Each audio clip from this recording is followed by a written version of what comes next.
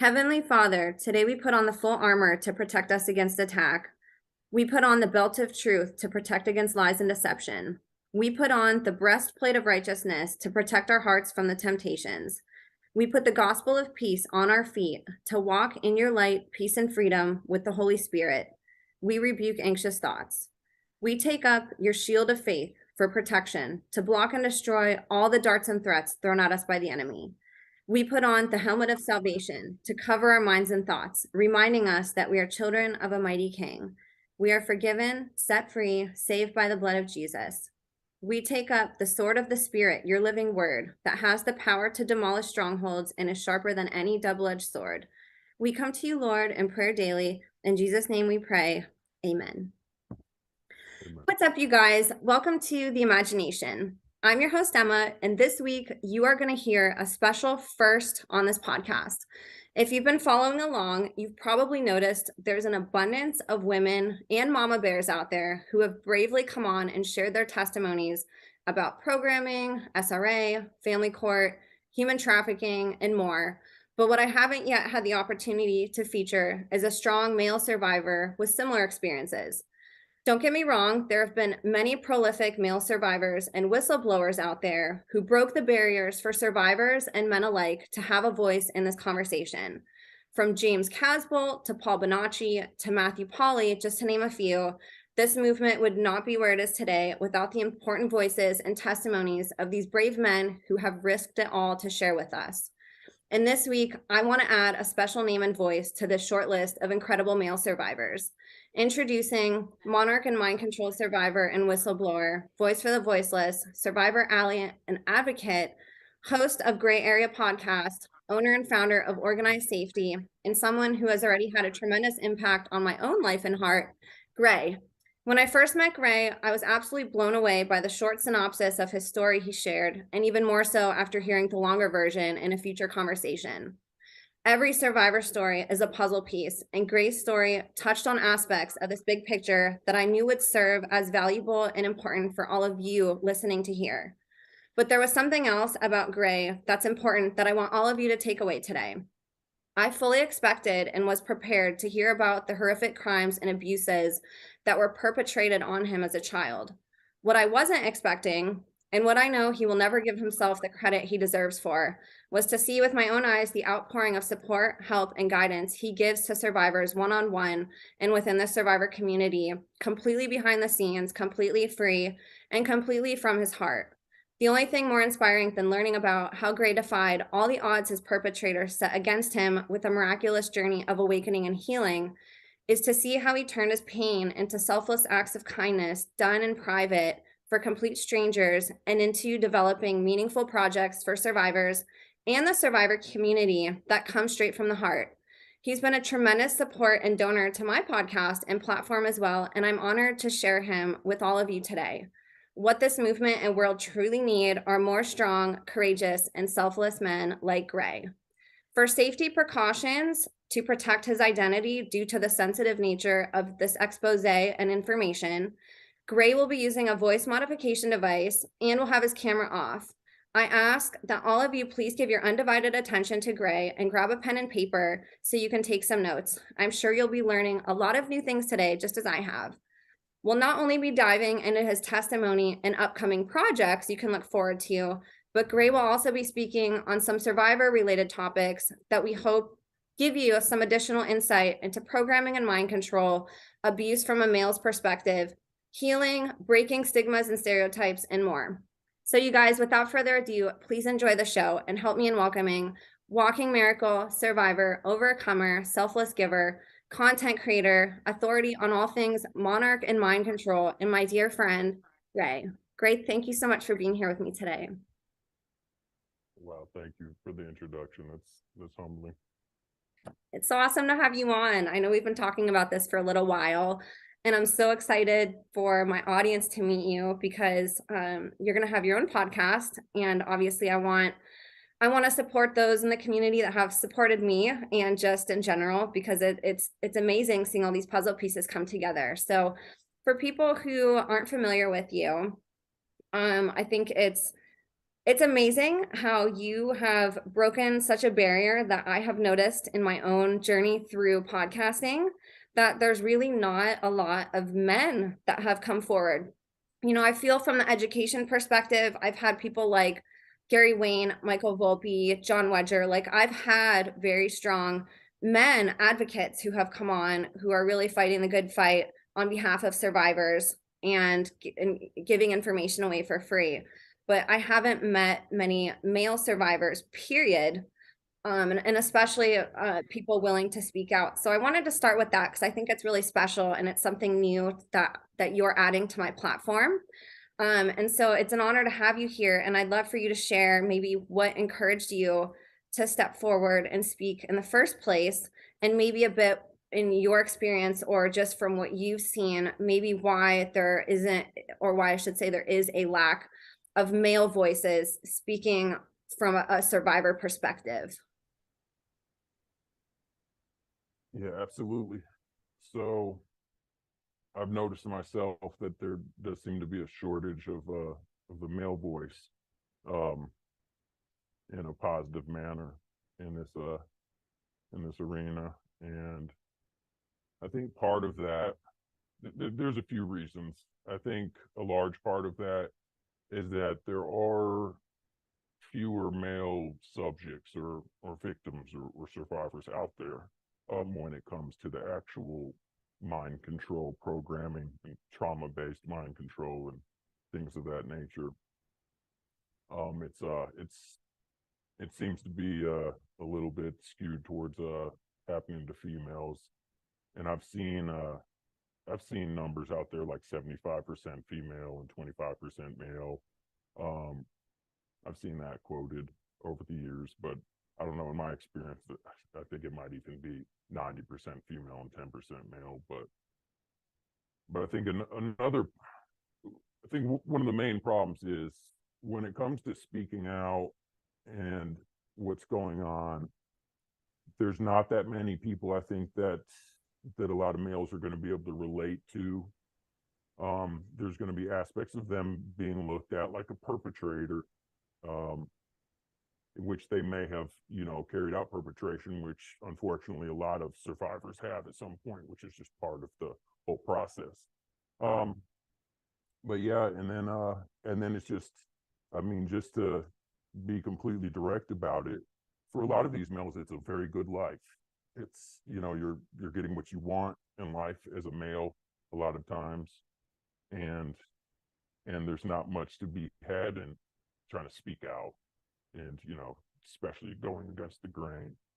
And so, you tend to be losing things that you'll have, whether it be, venues of income or, relations and contacts, things like this. But you tend to lose that. And then also, if you're wanting to speak out, and I guess fight the good fight, so to speak. Another problem is, honestly, in the big picture, a lot of people feel like it might be futile. It's hard to make a difference. You might be able to make a lot of noise, but are you really going to be able to make a difference? And are you sacrificing your lifestyle and everything in your life for a reason? Or is it just going to be futile? But once it comes down to it, my answer for that is that it doesn't matter, because it's on principle. So, the one way that you're definitely not going to make a difference is not trying. So, what do they say? You miss 100% of the shots that you don't take. So either way, whether it's going to work out, whether it's not, whether there's, enough positive impacts to merit, the personal sacrifice that I've made or people around me have made as collateral damage in the past. I like to think in my head that I've already made enough of a difference, but yeah, again, it doesn't matter. It's about principle. It's very hard though to make that leap. I don't want to act too selfless here, because part of the reason I'm here today speaking out is because there was a chain of events that already caused me to lose a lot in my life. And maybe I didn't have as much to lose. Maybe I didn't have as many close to me to lose that could be collateral damage or leveraged against me, things of that nature. So I don't want to act too selfless, because there was a specific set of random events or circumstances that led to this. But ultimately the reason I'm speaking out is because I can't live with myself if I wasn't. And shame on the other men that out here that are not speaking out and are not doing everything they can to stop this, because there are some truly horrible things going on. And it really ultimately doesn't take that much to do what's needed to be done. It's just a few, strong men and women and people in general, need to stand up and do what's right. That's why I'm here, trying to do that, trying to raise awareness and trying to rally others as well, because it's that time. I love that. And that was very interesting. I had never considered this point before that you made.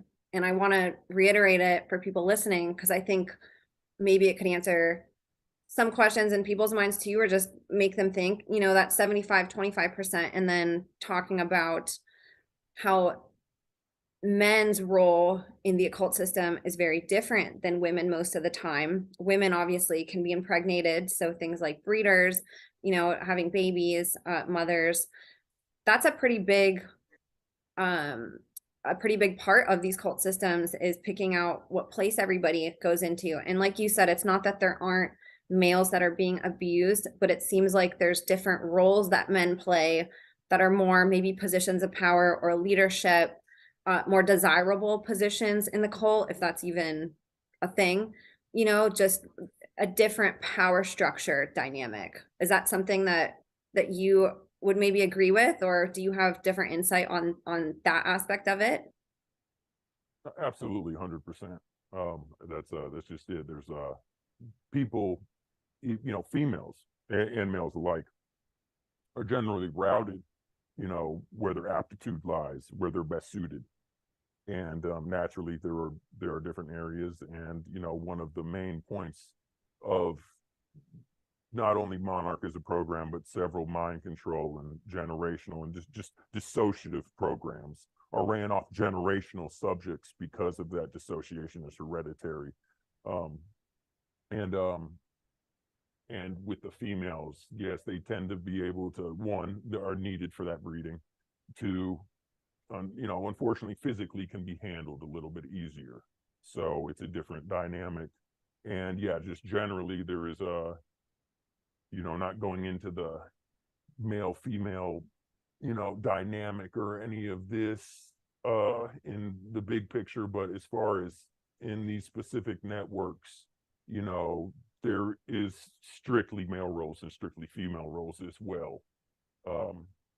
And yes, there's definitely different roles that they will be in. I never thought about that till you brought it up, but it makes perfect sense, and especially even if you look at it from the secret society perspective, it's always men are always involved in all the higher level things. And I think, I don't know if this is the case always, but I know women are looked down upon a lot of times in these systems. So I thought that was really fascinating. And I also want to bring up just your courage for speaking out, despite what you've seen or maybe been around with other people, and not being kind of sucked into that fear.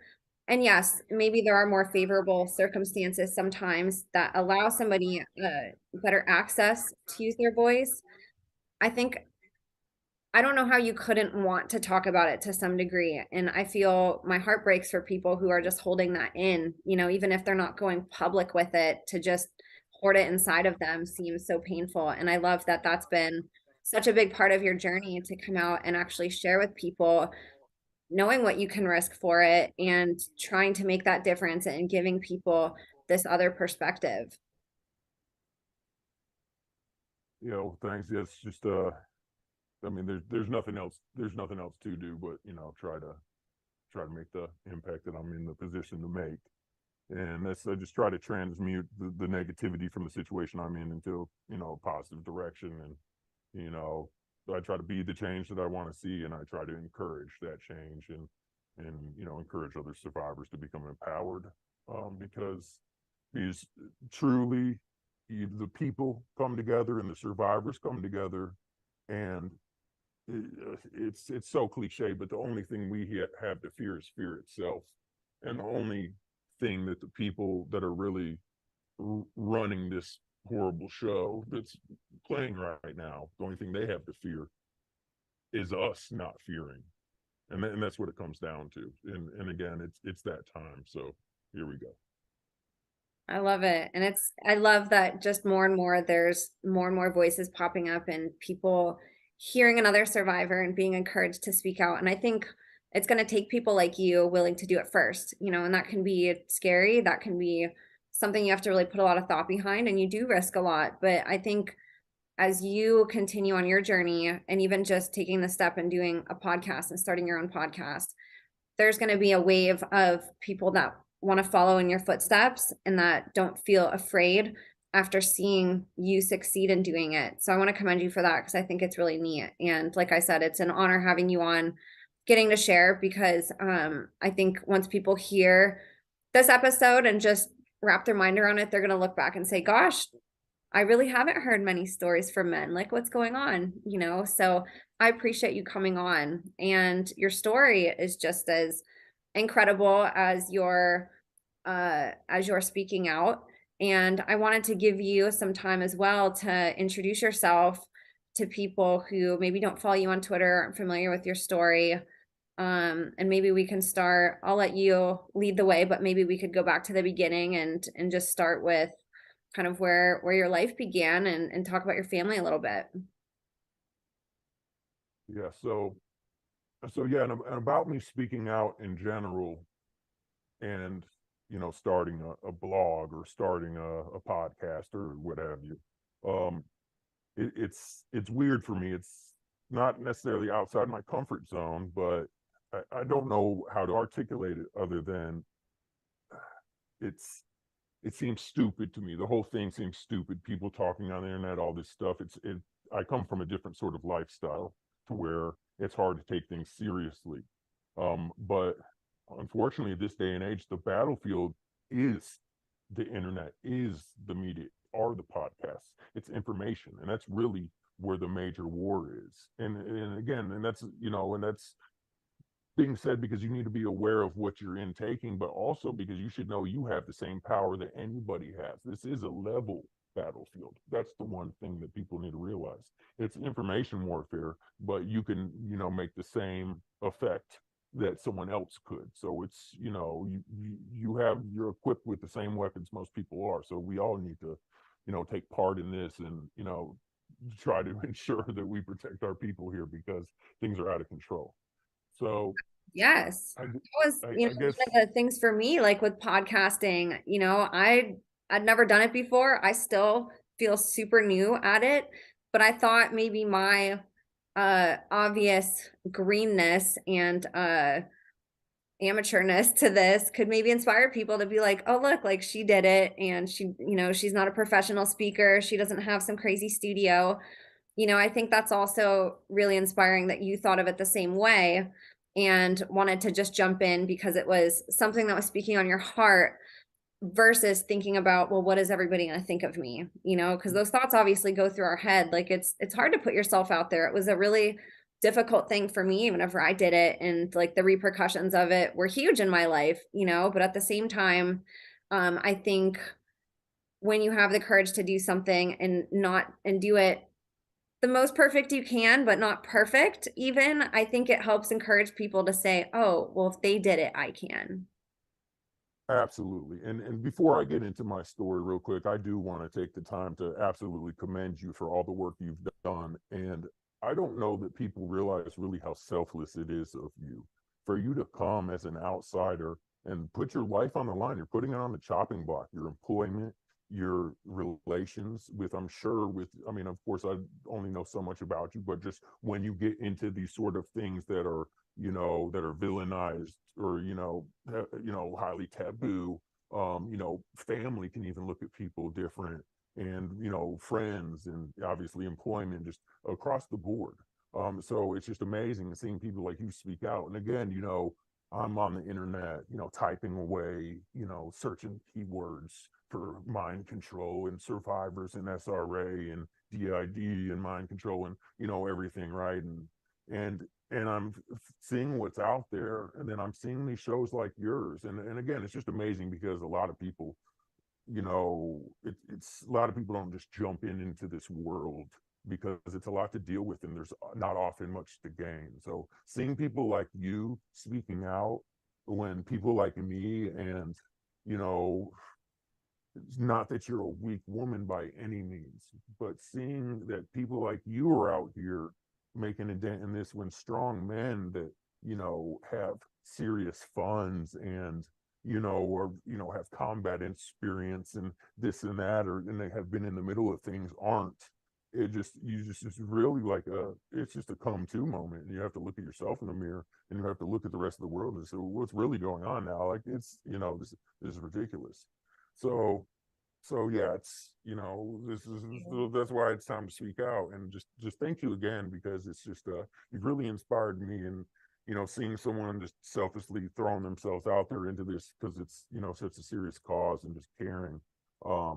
You know, who am I if I'm not doing everything that I can to make a change? Because, you know, this, in, you know, because also in my life I've done, you know, unfortunately I've done wrong too, and it's, you know, part of my amends, of course it's complicated the way I came up into everything, but it's my duty is what I'm saying. Is if anything, as a man, it's my duty to be speaking out, and not only speaking out but doing other things. And even though I've done some behind the scenes, I've realized that I can never make a difference behind the scenes one-on-one like I can really starting to outreach on these platforms like people such as yourself have built up from scratch, despite being torn down and having to build up from scratch again, and then sharing your platform knowing it's a high risk, not only to yourself personally, but again also just even to your platform, you know, that you built it. Some people where things may be riskier, but you're all in, and I appreciate it. And who am I if I'm not all in? And who is everybody else too? But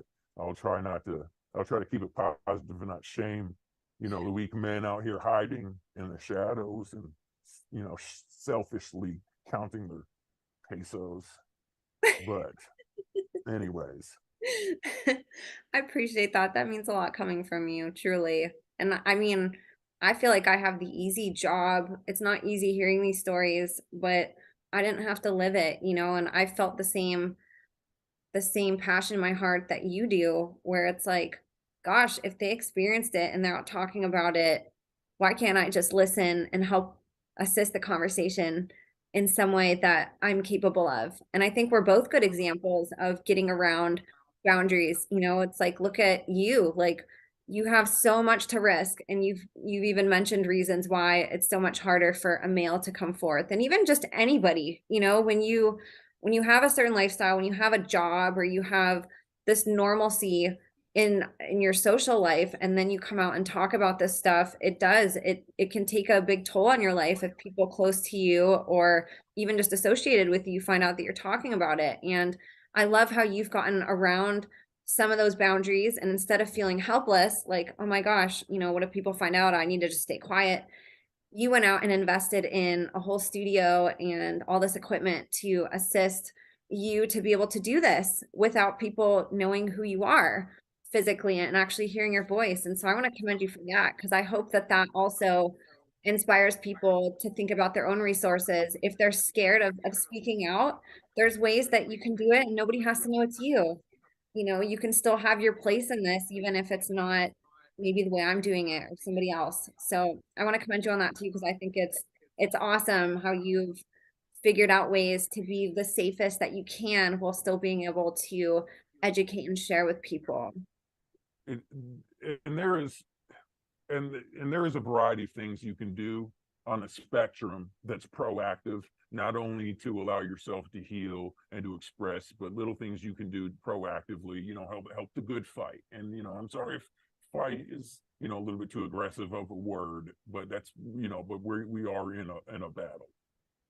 Now, the other thing I do want to mention is that, yes, I am speaking out without a video. I am speaking out with a voice transformer. Um, but I'm not doing that because I am scared of people. Right. I'm not scared that something's going to happen to me, but what I am is I'm very aware, um, and I'm about to really try to make a serious impact and put out a lot of information. And it's not only me that would be exposed, it's also those close to me. And I don't see much of a positive. I don't see many pros of me exposing my person to do this. I don't have some fancy position. I'm not some high up political guy to where my identity is going to add credibility. So it seems to be the most respectful and smart thing. And also because I also don't want my day-to-day life interrupted. I have spoken out, under my own name very loudly, and went to whistleblow and several things years ago. This all has been going on over a decade.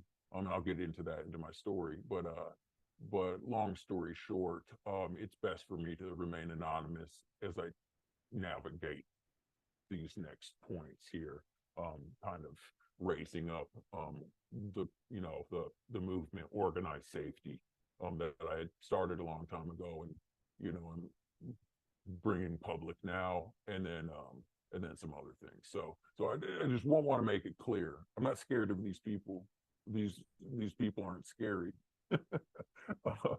But it's just it's a calculated move to make it easiest on myself and everybody around me. And I had already tried this another way. So this is just what I'm choosing to do at the moment. But safety is a huge deal when you're coming out and talking about this, and I've seen some really horrific things happen to people. I know you have too, that came out, guns ablazing with, all the names and information and their full identity. And it puts a lot at risk, especially because a lot of times, most of the time, this is generational. So now you're involving family members, you're involving other people, and it can be very devastating to an entire person's life, and livelihood, and then you're putting other people in danger. So I just love that yeah. And I love that you figured out ways that you can do this without possibly, putting people closest to you in danger. It's a very thoughtful approach of really just, safety and protection with yourself and with your loved ones. Well, thank you. Absolutely. So I wanted, let's talk about you, because your story is just amazing, and I know people are going to get a lot out of it. And again, coming from a male perspective, this is going to be a way of delivering this information that I haven't covered and I haven't heard covered much in regards to survivors. So I'll let you kind of just go with the flow, and I'll interject if I have questions, but I appreciate you sharing with us. All right, absolutely. So, who am I and what is my history?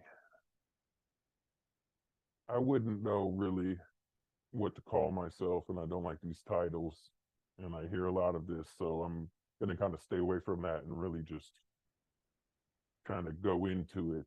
But I was raised in Monarch and associated programs, and I think real quick before I go into my whole story, and then I will follow it up by a little bit more in depth into the history and everything regarding Monarch. But Monarch is a government ran program combining technology and the age old rituals and kind of a little bit of everything that works specifically with very generational subjects. And the whole trauma-based mind control system, implementing that. So that is what Monarch is, which is essentially ran by what I would call the network, which would be, official government related entities and stuff. Some of those people who are just into effectiveness for what the task is, whether it be military intelligence action, so on and so forth, versus what I would call the family, which would be more cultic, and not necessarily government or military intelligence.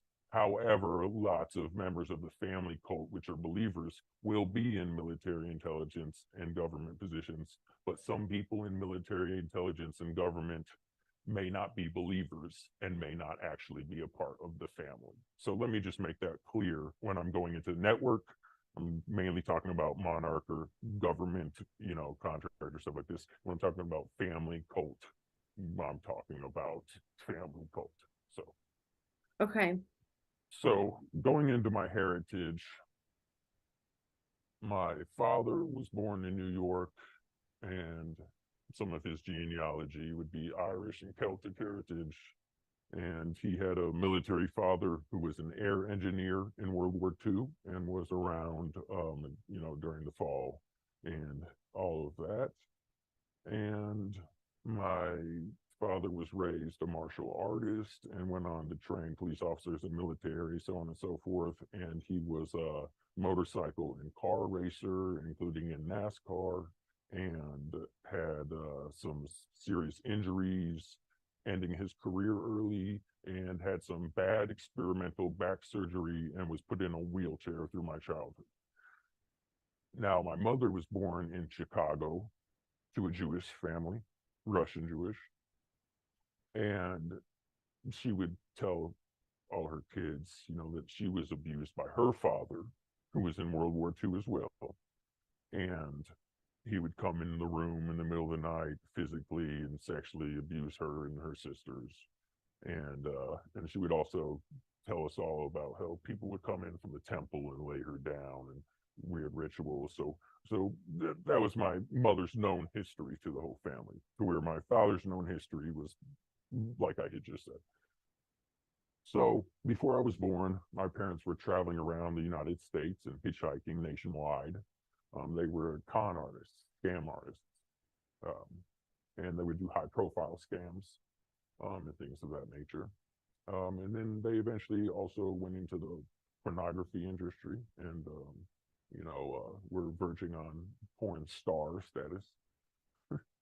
And then, they had some serious situations and, really saw some bad stuff and had some evil people and were attacked and, kind of had a come to Jesus moment.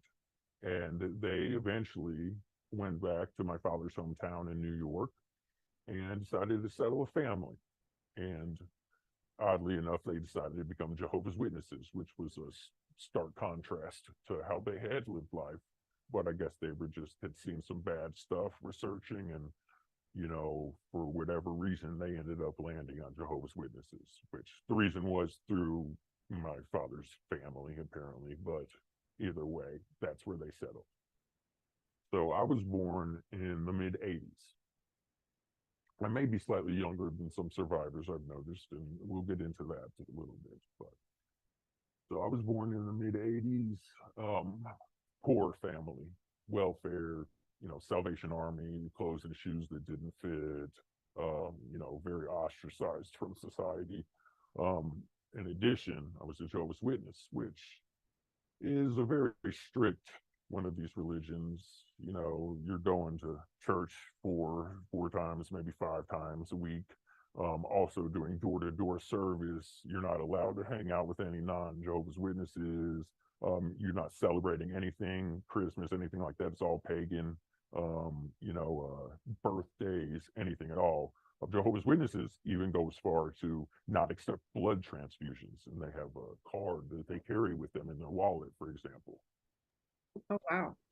So that's interesting if you're going into breeding programs and whatnot. But let's continue, because I'm just telling you my life as I knew it when I grew up, before everything changed, I would say. So anyways, so I was born in this poor family. And 6 months or so, my mother had brought me into a checkup, and the doctors found a lump on my head.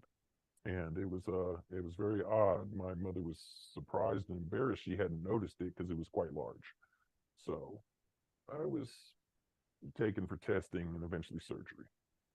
And then,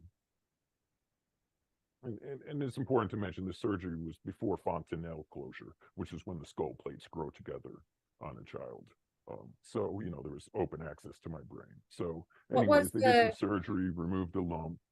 Was it like a tumor? Like, what was the? What was the So diagnosis? what they claimed after they did the surgery was that it was benign. It was nothing, was not attached to my spinal cord, was not attached to my brain, and was false alarm, basically. Okay. Since then, my mother was suspicious they injected me with saline as a pretext to get me for brain surgery that they agreed to, obviously. But regardless, I'm just going on and what the situation was as I knew it. So growing up, I'm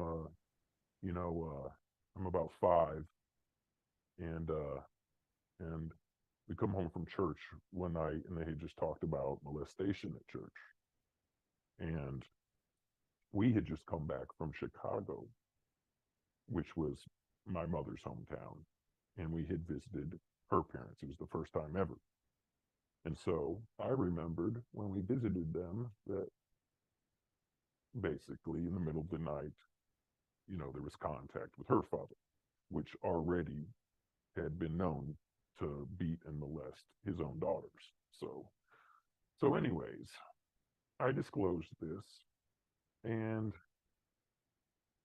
my parents took it seriously and was like, okay, so what are we going to do about this? And the decision was ultimately left up to me.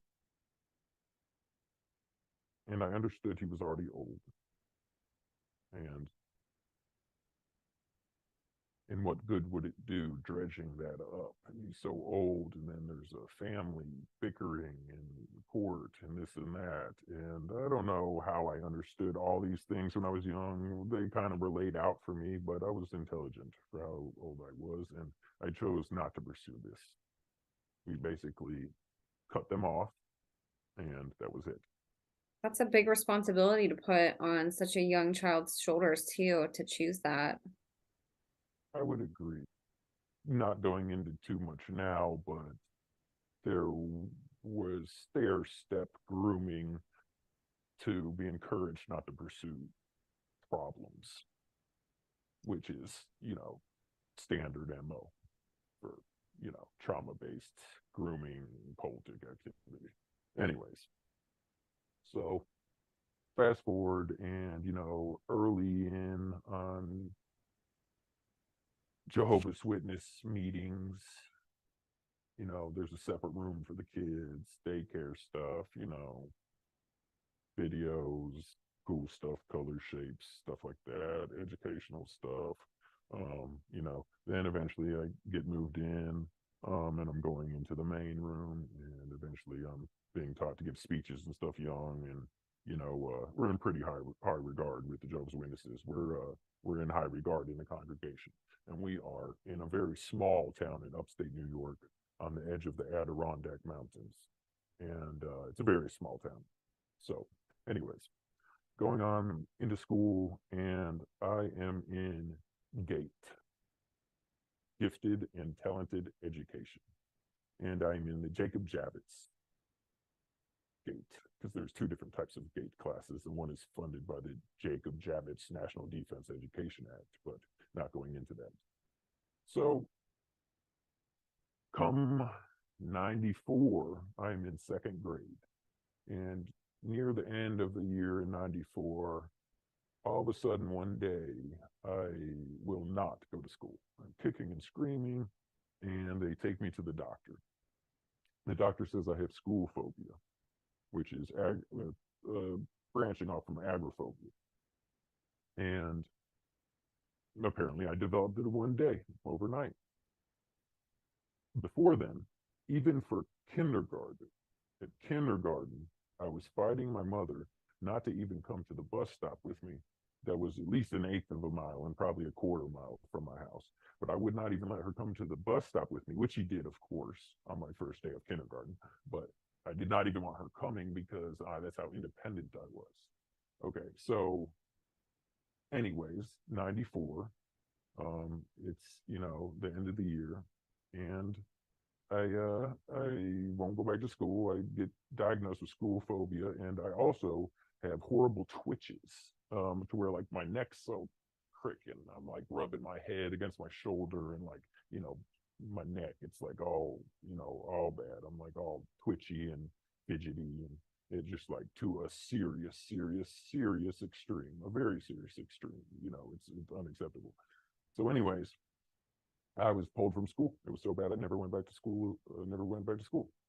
And then, shortly after that, as in immediately after that, my family received a settlement, and it was supposedly for my father's bad back surgery, because he had bad back surgery sometime when I was born or slightly before or something, that went bad, and he put him in a wheelchair, so he was mostly out of the picture.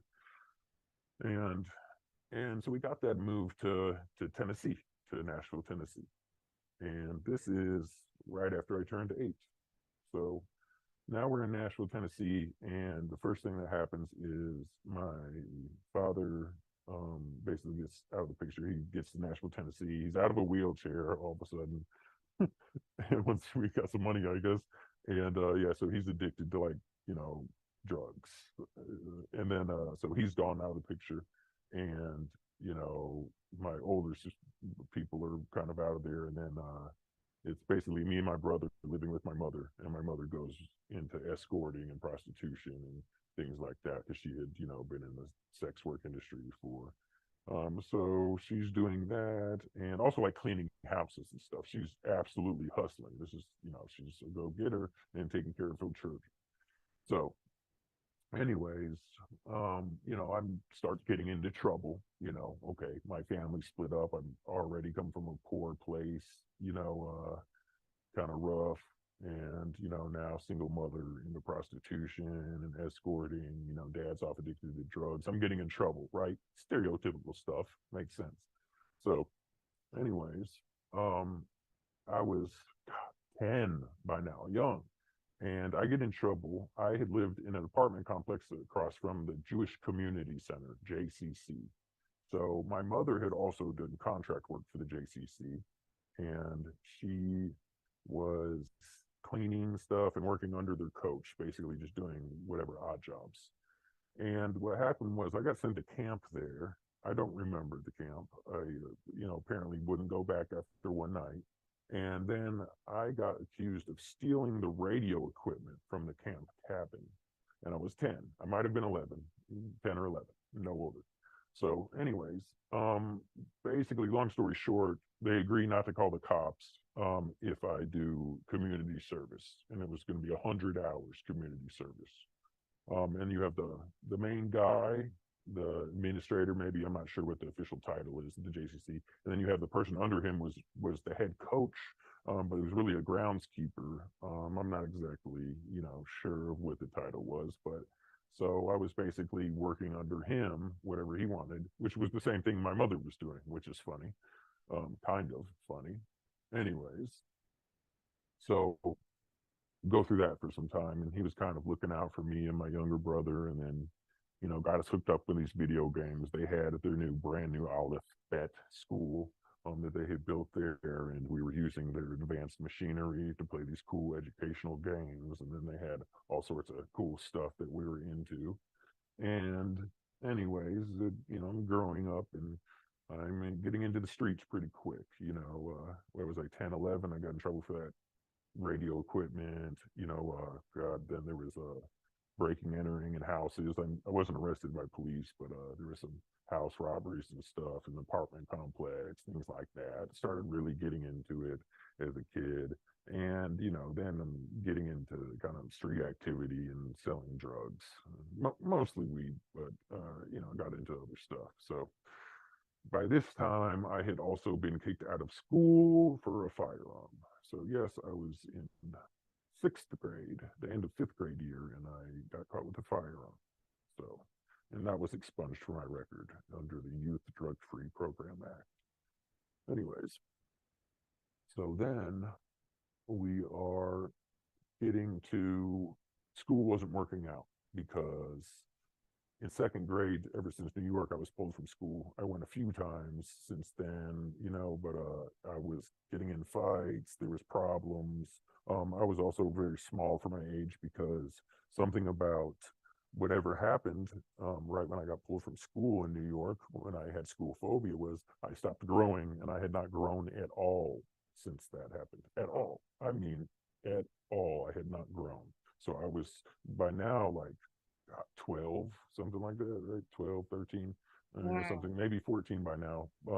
And now I'm getting on HGH, human growth hormone, somatropin, RHGH, took from cadavers and took from cows and bovine and stuff. So I had to start taking that because like I said, I had completely stopped growing. So that also added to fights because, people try to pick on me and stuff like that. So anyways, Mhm. that was going on, and I already had a pistol charge at this point.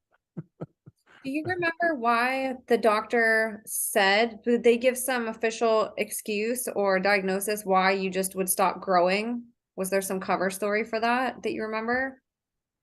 When they did the brain scans, it was pituitary irregularities, and then also there is it was pituitary irregularity was the only thing. I also had an arachnoid cyst, but that had no bearing on that. The arachnoid cyst wasn't putting any pressure on any bad point or anything. Which arachnoid cysts are probably just cerebral spinal fluid, which could have came from trauma. Which the brain stem's often scarred in these things, but we had no idea at this point. We just knew I had an arachnoid cyst and I had pituitary irregularities. Thank you. Sorry for interrupting. No, no, you're good. So, anyways, so okay, so at this point, I get put into an umbrella program through high school. So, what an umbrella program is essentially a homeschooling program, but it has to have approved curriculum and so on and so forth, and you get a diploma at the end. So, I was entered in an umbrella program, and now basically I don't have to go to school at all. I'm on my own. So, you know, going through that. I'm at this point 15, 16. I had some experiences selling drugs and stuff like that. And long story short, I started growing marijuana. And I'm I'm a technical guy. So I get all into it and research, and I actually really like horticulture, period. But of course, I want to grow the best marijuana and learn about hydroponics and aeroponics and aquaponics and organic soil, blah, blah, blah, blah, blah. So everything. So I'm all off into that. And I start growing marijuana. And then, by the time I'm 16, 17, I have two houses. Well, I don't have two houses. I have two apartments. I have one apartment where I'm living, one apartment where I'm selling drugs from, and then also I have other locations with older people where we're growing marijuana. So I'm about 17 now, and I'm doing a lot for a 17-year-old. Let's put it that way. I don't have a license or anything, but I'm driving around. Nothing is in my name. I'm already think I'm very sneaky and very slick, and I'm always researching how to get away with things, and I want to become the best and the coolest and the sneakiest. And I'm a young man that's trying to enterprise and finally making some money for himself and getting some confidence. And it came from nothing. It came from the dirt. I came from a horrible place, a very strict religion that didn't make sense to me. I came from a very poor family. Abuse and things like that. So I mean, I'm doing my thing. So, anyways, I end up waking up one day, waking up to a car wrecking, and water's shooting everywhere, smoke's everywhere, in the middle of a car wreck. I woke up in the middle of a car wreck, and I woke up like I didn't even have a seatbelt on. I woke up and I'm like, wrapped around the steering wheel with my face in the dash, and the steering wheel went off on my chest. It didn't even hit my face. And then I had went through a fire hydrant, which was shooting in the air. I went through a light pole, which fell into the road onto traffic. And then I went down into a ditch and like crashed. So then I'm like, oh shit, I wake up and I'm like, oh fuck, how am I here? Why am I here? What's going on?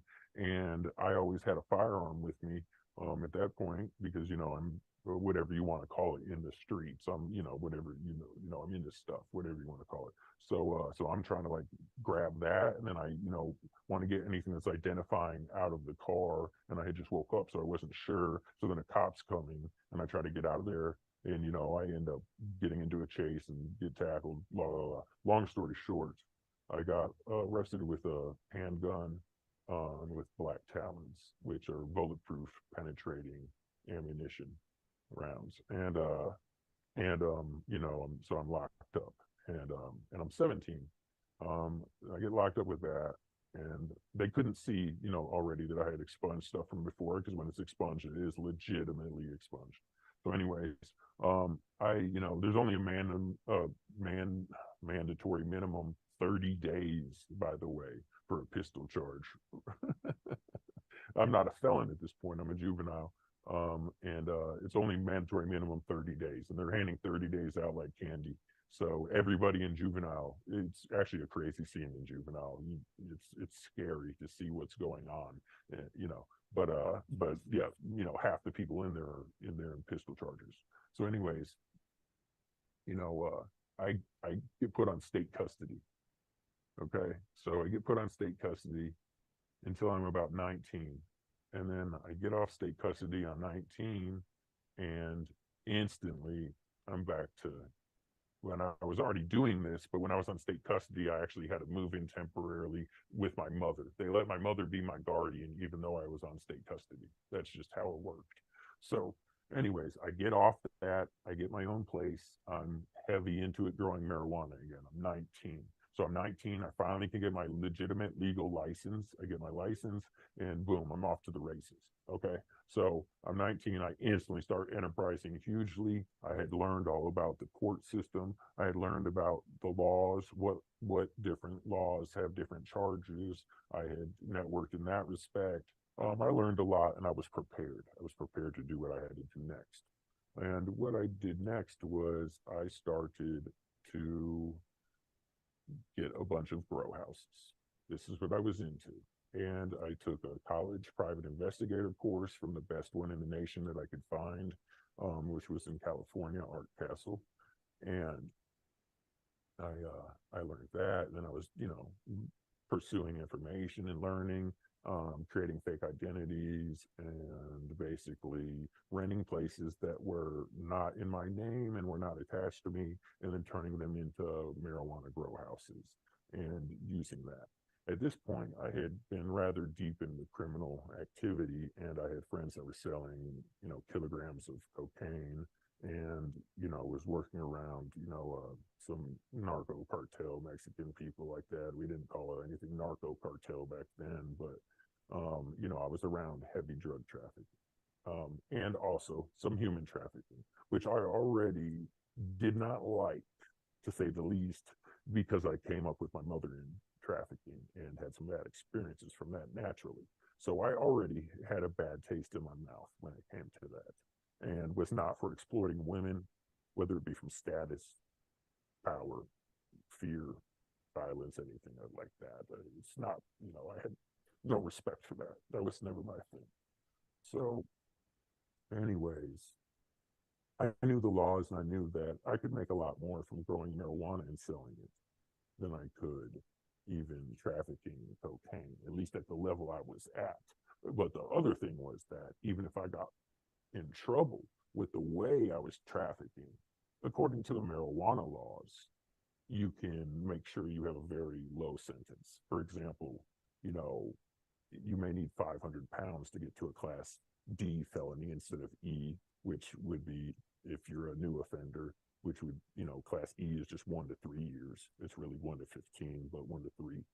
But so if you have over 500, you know, then it would go to B, or to go to D, 2 to 4, et cetera, et cetera. But what you could do is, it was the same with plants. 10 plants would bring it up, but 9 plants or under would bring it down. So long story short, you could grow a low number of huge plants, yield a lot of marijuana, and still keep it a class E felony. That is a 1 to 3 year sentence max for first time offenders. And it's really a slap on the wrist. Then if you get into doing it with different counties, even if you got busted at the same time, they would run what's called a concurrent sentence, which means they're doing it at the same time. The reason I'm explaining all this is just to give people an idea that some people are very calculated when you're breaking the law. And if you're breaking the law for money, it's important to know what's the least risky way I can do it. I mean, that's just what you're working with. You don't want to, you want to risk the minimum and you want to make the maximum. I mean, it's simple. So, you know, the people around me were worried about their persona and being tough and being flashy and riding in a nice car with rims and, you know, a sound system and, you know, getting the girl. No, I just wanted to take care of my family, the people I loved, and make money. So again, I was setting up grow houses and I became very good at it. And the people that I knew, everybody, there's a lot of people that really appreciate marijuana. And it led me to a lot of networking in the underground because everybody already wanted the best stuff. And then there was a couple high profile, or should I say low profile, you know, kingpins, if you will, that I would bring to a secret location to where they see I have a secret marijuana grow house and they would be amazed. And it would be the best stuff ever. And then they'd see how slick I was with my operational security. And they would see, even back then, I had pan, tilt, zoom cameras where I could move the camera and zoom in. It would recognize license plate, it would recognize people, it would recognize faces. And this was, you know, 15 years ago almost now. No, this was 15 years ago with the oldest part of it. And long story short, these people were amazed. So it led to major network. So again, going back to the fact that I didn't like human trafficking. I didn't like human trafficking, and I also didn't like people that sold crack because my father had been addicted to crack when we originally moved, and I didn't like seeing people destroy themselves and people profiting from that. I didn't like these people. I'm judgmental. People that are selling hard drugs and watching people wither away and then laughing and counting money and then exploiting women. I have no respect for this, and I don't mind taking aggressive action.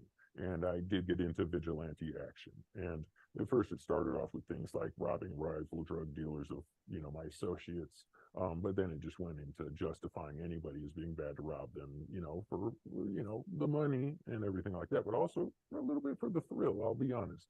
This high adrenaline activity. And, you know, but it made me feel good about myself, I suppose. You know, because honestly, these people were all shit.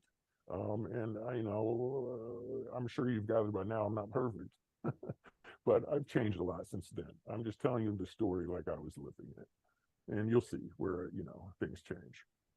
So, anyways, I'm getting into vigilante activity, and you know, by now I'm very confident. I have, you know, several marijuana grow houses, things not in my name. I've networked. I have a deal with, you know, organizations and then you know, street gangs to where I would collect 10% and advise them and teach them to grow, and which didn't always go great, but things like this. So anyways, I was networked and I was established, and I was also taking care of bad people. It made me feel very good. And even some of the people in these street gangs were all about taking care of bad people, especially if they also got to loot, of course, because what's not good about taking care of someone that did something bad to someone that you love and also getting money at the same time? It's fucking great. So anyways, yeah, obviously there's a lot wrong with it, but you know, I'm just speaking like a young man. So now, around this time, I don't know why, but I'm thinking to myself, fuck, I really, really wanted to get into being an intelligence agent that combated human trafficking. And I was confident that I was intelligent enough and strong enough and slick enough and quick enough and clever enough, and that I had things that these people would find desirable as an asset. And I was convinced that even though I was running a small criminal enterprise, that if I had to sit down with someone that mattered, they would see eye to eye with me and would, you know, let me be enlisted or something. I mean, yeah, I don't even know the fucking terminology here. Let's make it clear. I wanted to work for the CIA. Boom. There you have it. It got in my head. I thought I was the shit, and I was scared, but had the balls, and I was going to try out. So there you have it. So now I'm thinking, okay, I'm going to try out, but I'm scared they're going to instantly start surveying me, and then they're going to find out where I live. So by now, I'm like going to extreme methods to have secretive locations. it's serious. And, we've talked some, and I have some documentation and stuff like that. But for example, when all this hit the fan, they weren't even able to lift prints from any of these places. Is it excessive for marijuana? Of course, but it wasn't for marijuana. It was maintaining operational security and being used to a sterile protocol. And that goes from phones to prints, shoe size, mannerisms when you're walking around in different areas, ways you're dressed, and making sure nothing's ever crossed over or cross-referenced. So, anyways, continuing on, now things start to get weird. So, my girlfriend at the time confronts me that her girlfriend was raped. She was raped by a police officer. I already have a problem with abuse of women, sexual abuse, right? This was too much. I had already had associates in various places, including Masons. And I started to gather intel. And I did have a meeting with fellow police officers and was fed information. People close to me were very upset at what was happening. It's a big risk to daily operations.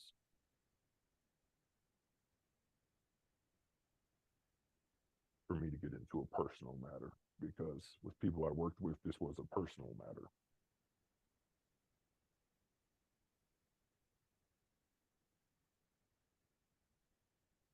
I told them I would let it go.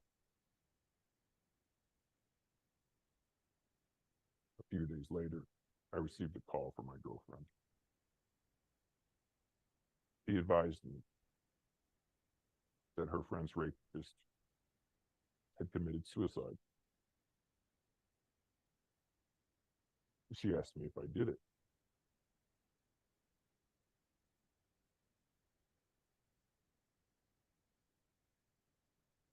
I had a stirring inside. I asked her why she would ask me that. I didn't ask her, why would you ask me that? You just said he committed suicide. I asked her why she would ask me that on the phone.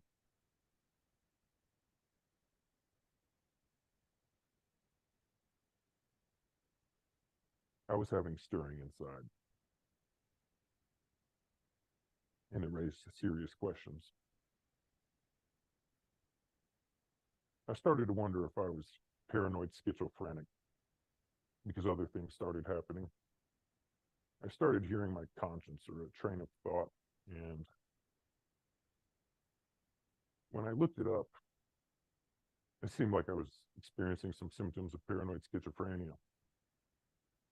It wasn't necessarily random, and it sounded serious enough to me, but I was also worried about things such as being arrested for growing marijuana or some of the related activity. Even if it wasn't my own activity, a lot of associates were into very, very serious business. And, things have a way of rubbing off.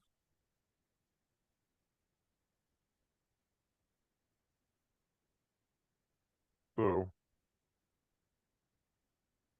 sometimes passing on, and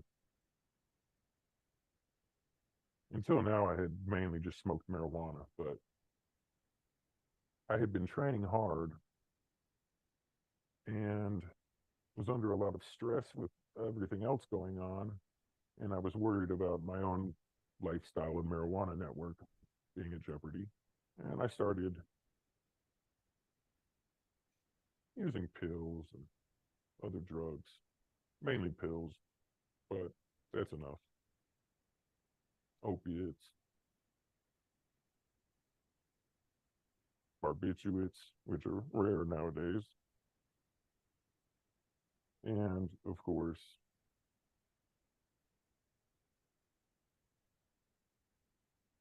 a little bit of alcohol.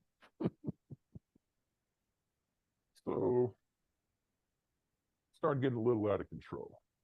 And, even people around me were a little worried. But there's a lot of weird things happening, but I couldn't pay any of it any attention if I wasn't directly at risk of being harmed or someone around me being harmed, and it wasn't a risk of me being arrested. I couldn't worry about anything weird happening because it was just on to the next day, tunnel vision. I'm successful.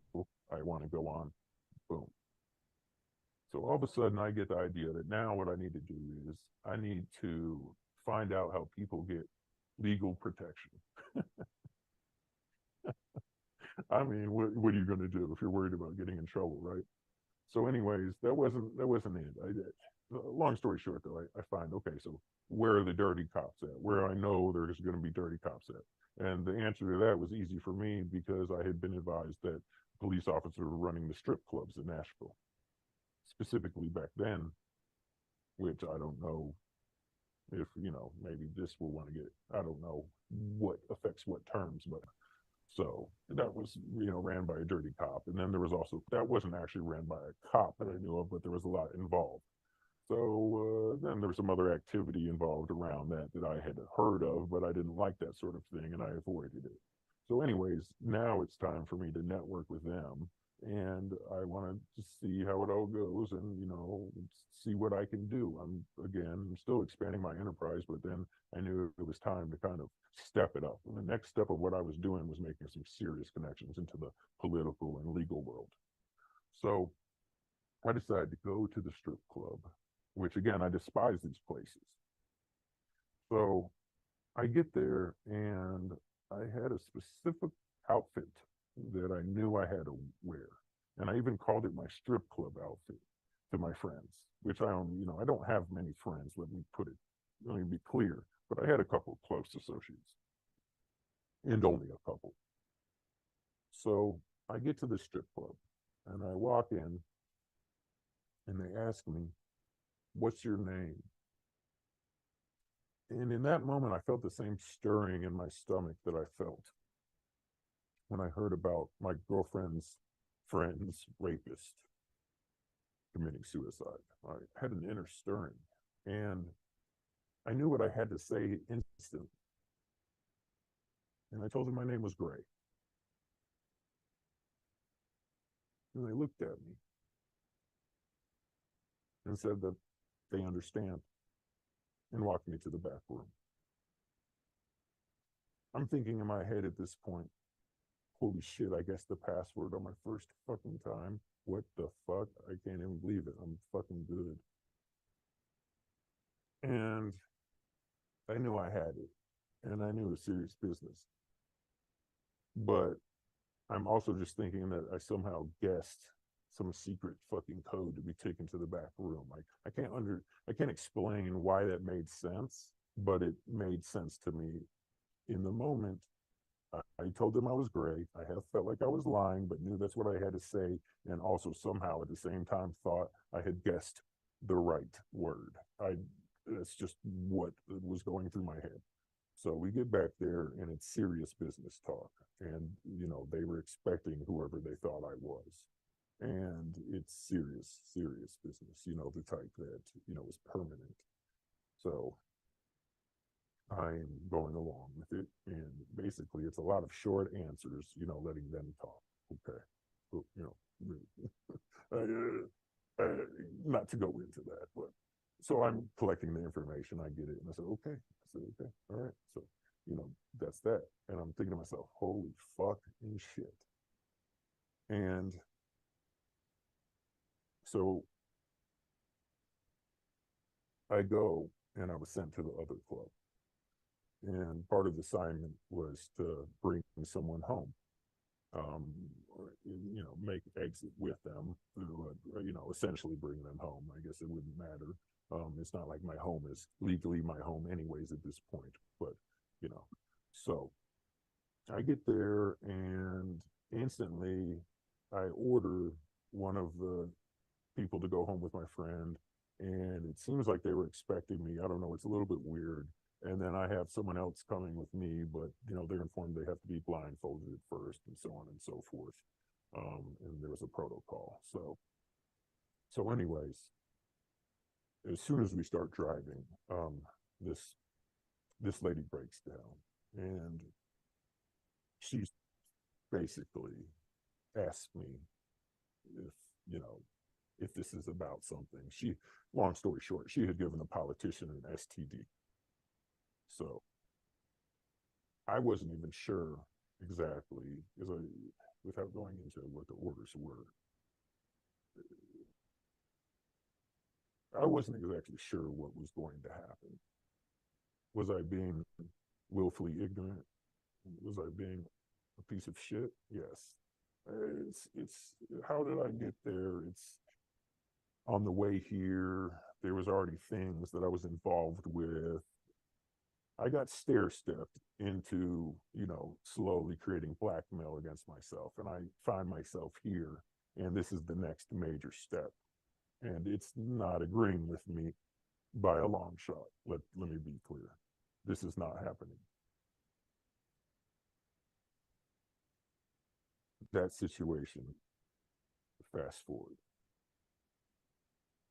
A couple of days after that, I'm going back to the strip club to confront the people because I know they're pieces of shit. I don't like what's going on. I saw they were basically had stair-stepped me into blackmail and trying to step me up, and they were trying to wanted to bring me into the club by doing worse and worse shit. And it was fucking lame. They're bitches, and it's fucking disgusting and horrible. And I have no respect for these fucking people. So I went back to talk to them. Anyways, long story short, I wake up taking a deep breath in the ICU. This is a couple of days later. I wake up taking a deep breath in the ICU. I had been going to the strip club. There was multiple things going on, but again, one of it was I wanted to confront the person there. I was also going with someone else, like, oh, let's have some fun. But you got to understand, I would go with someone else kind of as a pretense, almost like an alibi, and they wouldn't know the other business I was involved in. So it gets a little complicated. I'm kind of manipulating someone to be my driver. Anyways, was an hour plus away from my car, went here, was not planning on even going back to my car because I was staying at another place in town, so on and so forth. Woke up in the ICU taking a deep breath. I'm injured heavily. I have cops and agents over me telling me that I killed someone. And I'm fighting them, and it's a real ugly scene. It's in the ICU trauma unit at Vanderbilt, Nashville. And they sedate me and then put me on a timer and give me the maximum amount of dosage and the least amount of time that they can legally give me or some shit, whatever was going on. So try to keep me passed out. I'm waking up fighting with them. I know I was attacked. I don't remember exactly what happened at that point, but I know I was attacked. People are coming in to visit me at this point. I'm like, what the fuck happened? And they're like, you got a DUI. I'm like, a DUI? What the fuck are you talking about? A DUI? Wasn't even drinking. Or I think I had like literally one or two shots that I had remembered. So like, I wasn't, and I didn't even have a big bottle. It was like this tiny bottle. Me and the person I was with each had like a couple shots. And we don't get drinks at these places either, specifically for, reasons of not being fucking drugged. So anyways, my girlfriend didn't visit, and I'm hurt about that.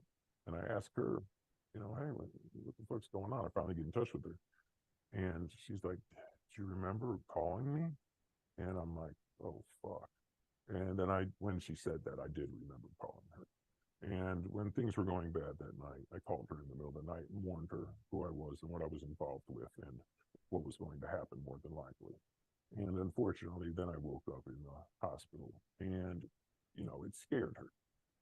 So that was the beginning of the end with her, which happened very, very fast.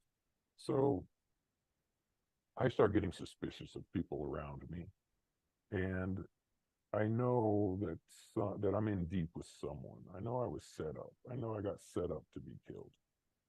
And I know that they're tied in with people that are going up the ladder in the political realm even. And I start putting pieces together that one of my associates has family in some one of the major law enforcement agencies here, and that some other things with the Masons and, you know, his mentor.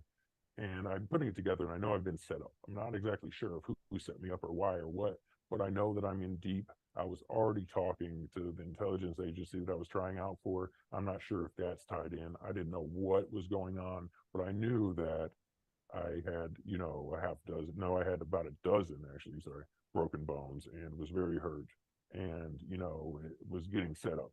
So anyways, I start shutting down my grow houses. And at the same time, my mother had been living with a guy that I had tied to this to be involved with too. So I tried to pull my mother from this and bring me, my brother, my mother back under a house and move in together. And I'm shutting down most of my grow houses, but keeping just a couple. So I'm in the middle of this. And I am at a gas station in the middle of the night. It's about 2 o'clock, and I still have all my injuries, which I had broke, you know, all my ribs on one side, or I had 6 ribs that were segmented anyways. So I had all that, and I was taking some ibuprofen to keep the inflammation down. And this guy comes up on me and says, "Hey, why are you getting that?" And I'm like, because I was getting some nachos, and I was like, I need something to eat, to take these ibuprofen, you know, so I don't take them on an empty stomach because it'll tear you up. And he's like, "Hey, you should come to my house. I'll cook you something." And I look up because I wasn't paying him any attention, and I say, "What?" Right? I mean, you know, what kind of thing is that to tell someone at 2 o'clock in the morning? And he says, "Yeah, you're lucky to be alive." And when he says you're lucky to be alive, you know, I look at him and I realize that he has no hair. And I don't mean on his head.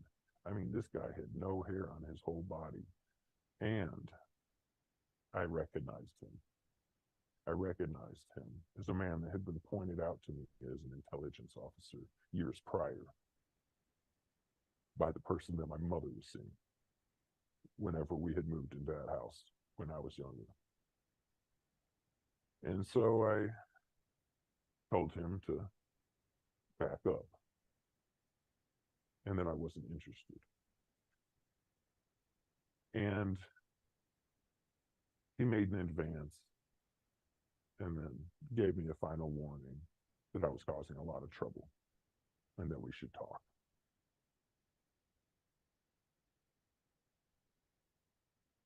At that point,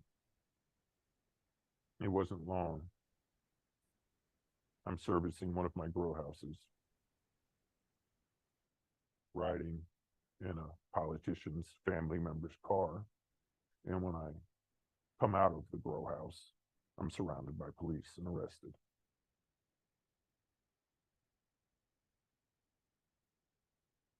I'm took in and held without bond.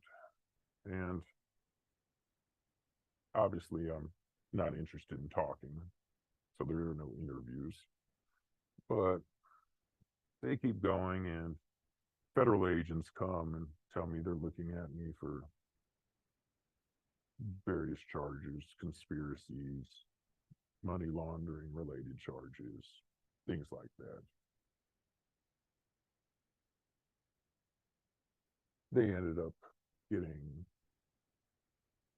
5 search warrants, something like that, and we got some marijuana grow houses.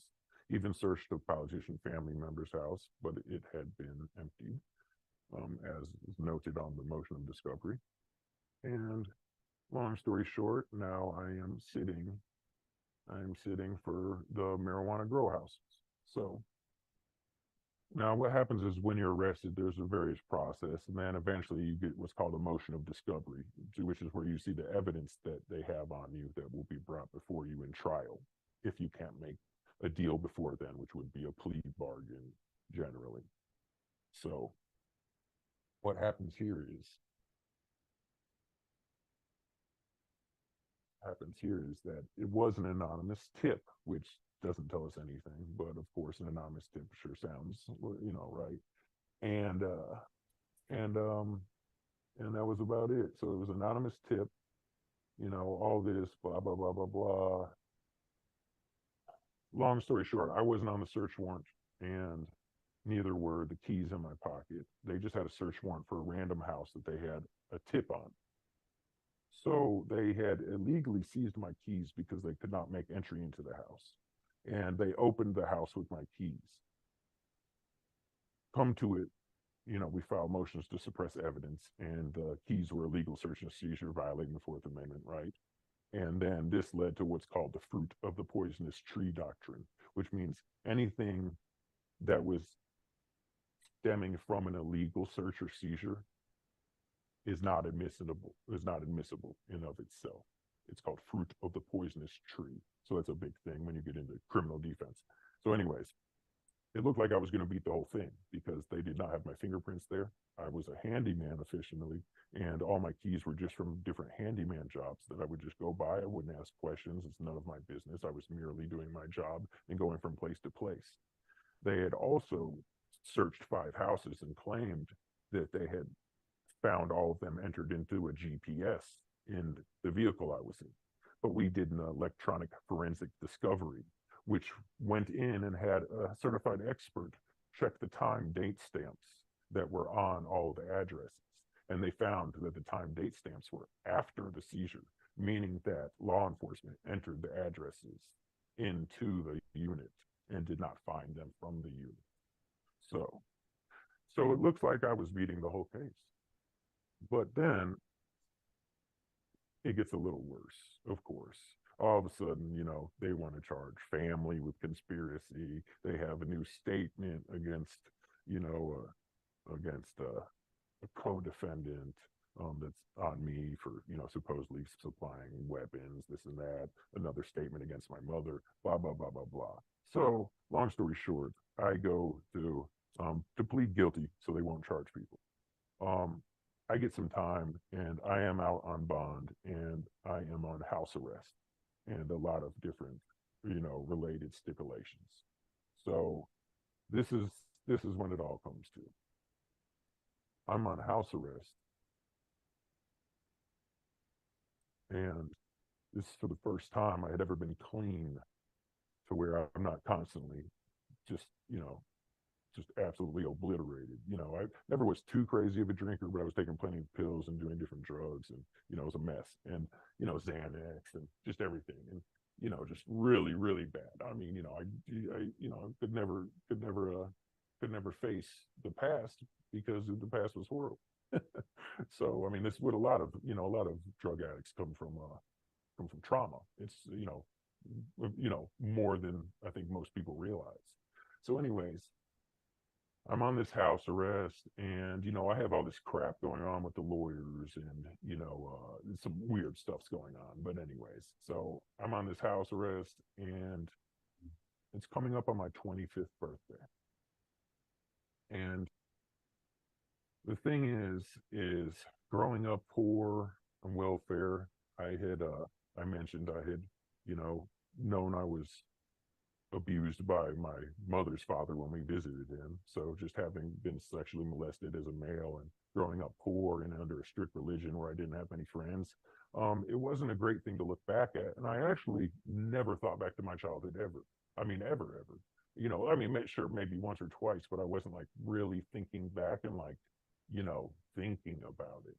I just didn't care. Like, whoa, Jehovah's Witnesses, oh, crazy bullshit. Whoa, weird stuff happened. Crazy bullshit. Oh, poor, boom. Oh, fuck, I'm a dude and I was molested. No. So I'm just going and trying to make money. So anyways, I have a clear head and I think back. And again, as a Jehovah's Witness, I never had celebrated anything.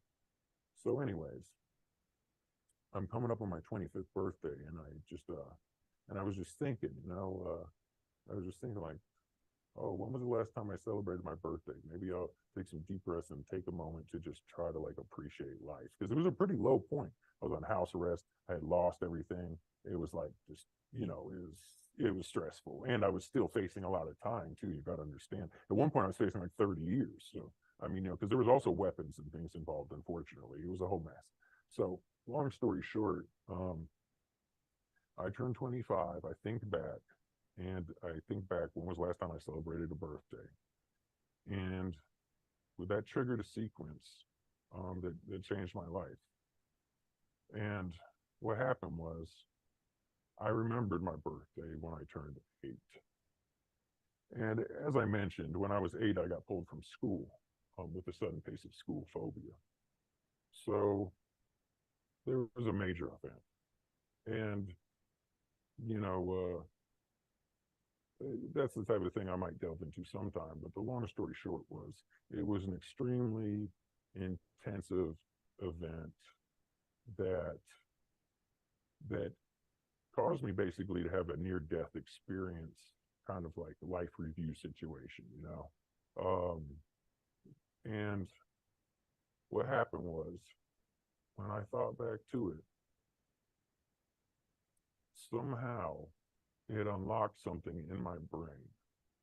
And as soon as I thought back to this, and I thought back to that day, and I remembered what I went through, and remembered thinking I was going to die, and just hitting some. It's like a near-death review, I guess. If you ever like, people like, oh, I went before the light or whatever. They pushed it a little bit too hard, right? It was a thing. But anyways, that just set off some major flooding, some major flooding, to where all of a sudden everything started pouring through, and I started thinking about my whole childhood and everything. And people say, oh, amnesic and, dissociation and different compartments and, different personalities. A lot of this, I'll be honest, like, it was nothing I ever didn't know. It was just so horrible I didn't think about it. Why do you think about it? It's like, maybe a guy would have like an embarrassing first date, or a girl, like, would have something embarrassing happen, something like that. Like, like I'm trying to think of like, some example, but let's say you really embarrass yourself and it makes you cringe when you think about it. Well, imagine that times like 100. It was so embarrassing and so awful. Why would you ever want to think about that? No, oh, you shudder even thinking about it. So it just wasn't the sort of thing that I ever dealt with. But anyways, so when it finally came time for me to think back to my childhood, that was actually all it took, literally. Yeah, I mean, things had already been going before then, but I didn't know. But anyways, so it all floods through all this shit, and I'm like, holy fucking shit! Immediately, I text, right, because this is what everybody does. But I text my family, text my friends, everything. I text my family, what the fuck happened back in New York? What the fuck happened? And then, I text my friends and stuff like that. And I'm like, what the fuck? Y'all know anything about this? Because, when I tell you I remember everything, I'm talking about I had been living a double life the whole time. And it's, some people experience stuff, oh, I have dissociative identity disorder, oh, I have split personalities, this and that. Yeah, I mean, I experienced basically different brain states, different states. I didn't have all of these split personalities, which I do have that, if you want to, getting into semantics here, but the important thing is, it's very fluid experience for me. But there was some separation. But the thing was, when this all got abreacted, it kind of broke it down and all came through into my conscious. And it was just so intense. And I reach out to my family and I say, what the fuck happened? And long story short, everybody around me knew about a lot of stuff. For a lot of things, this isn't secret to people. Like, a lot of people are like, oh, how do you not know about this? Oh, this or that. Yeah, some events might trigger you to remember.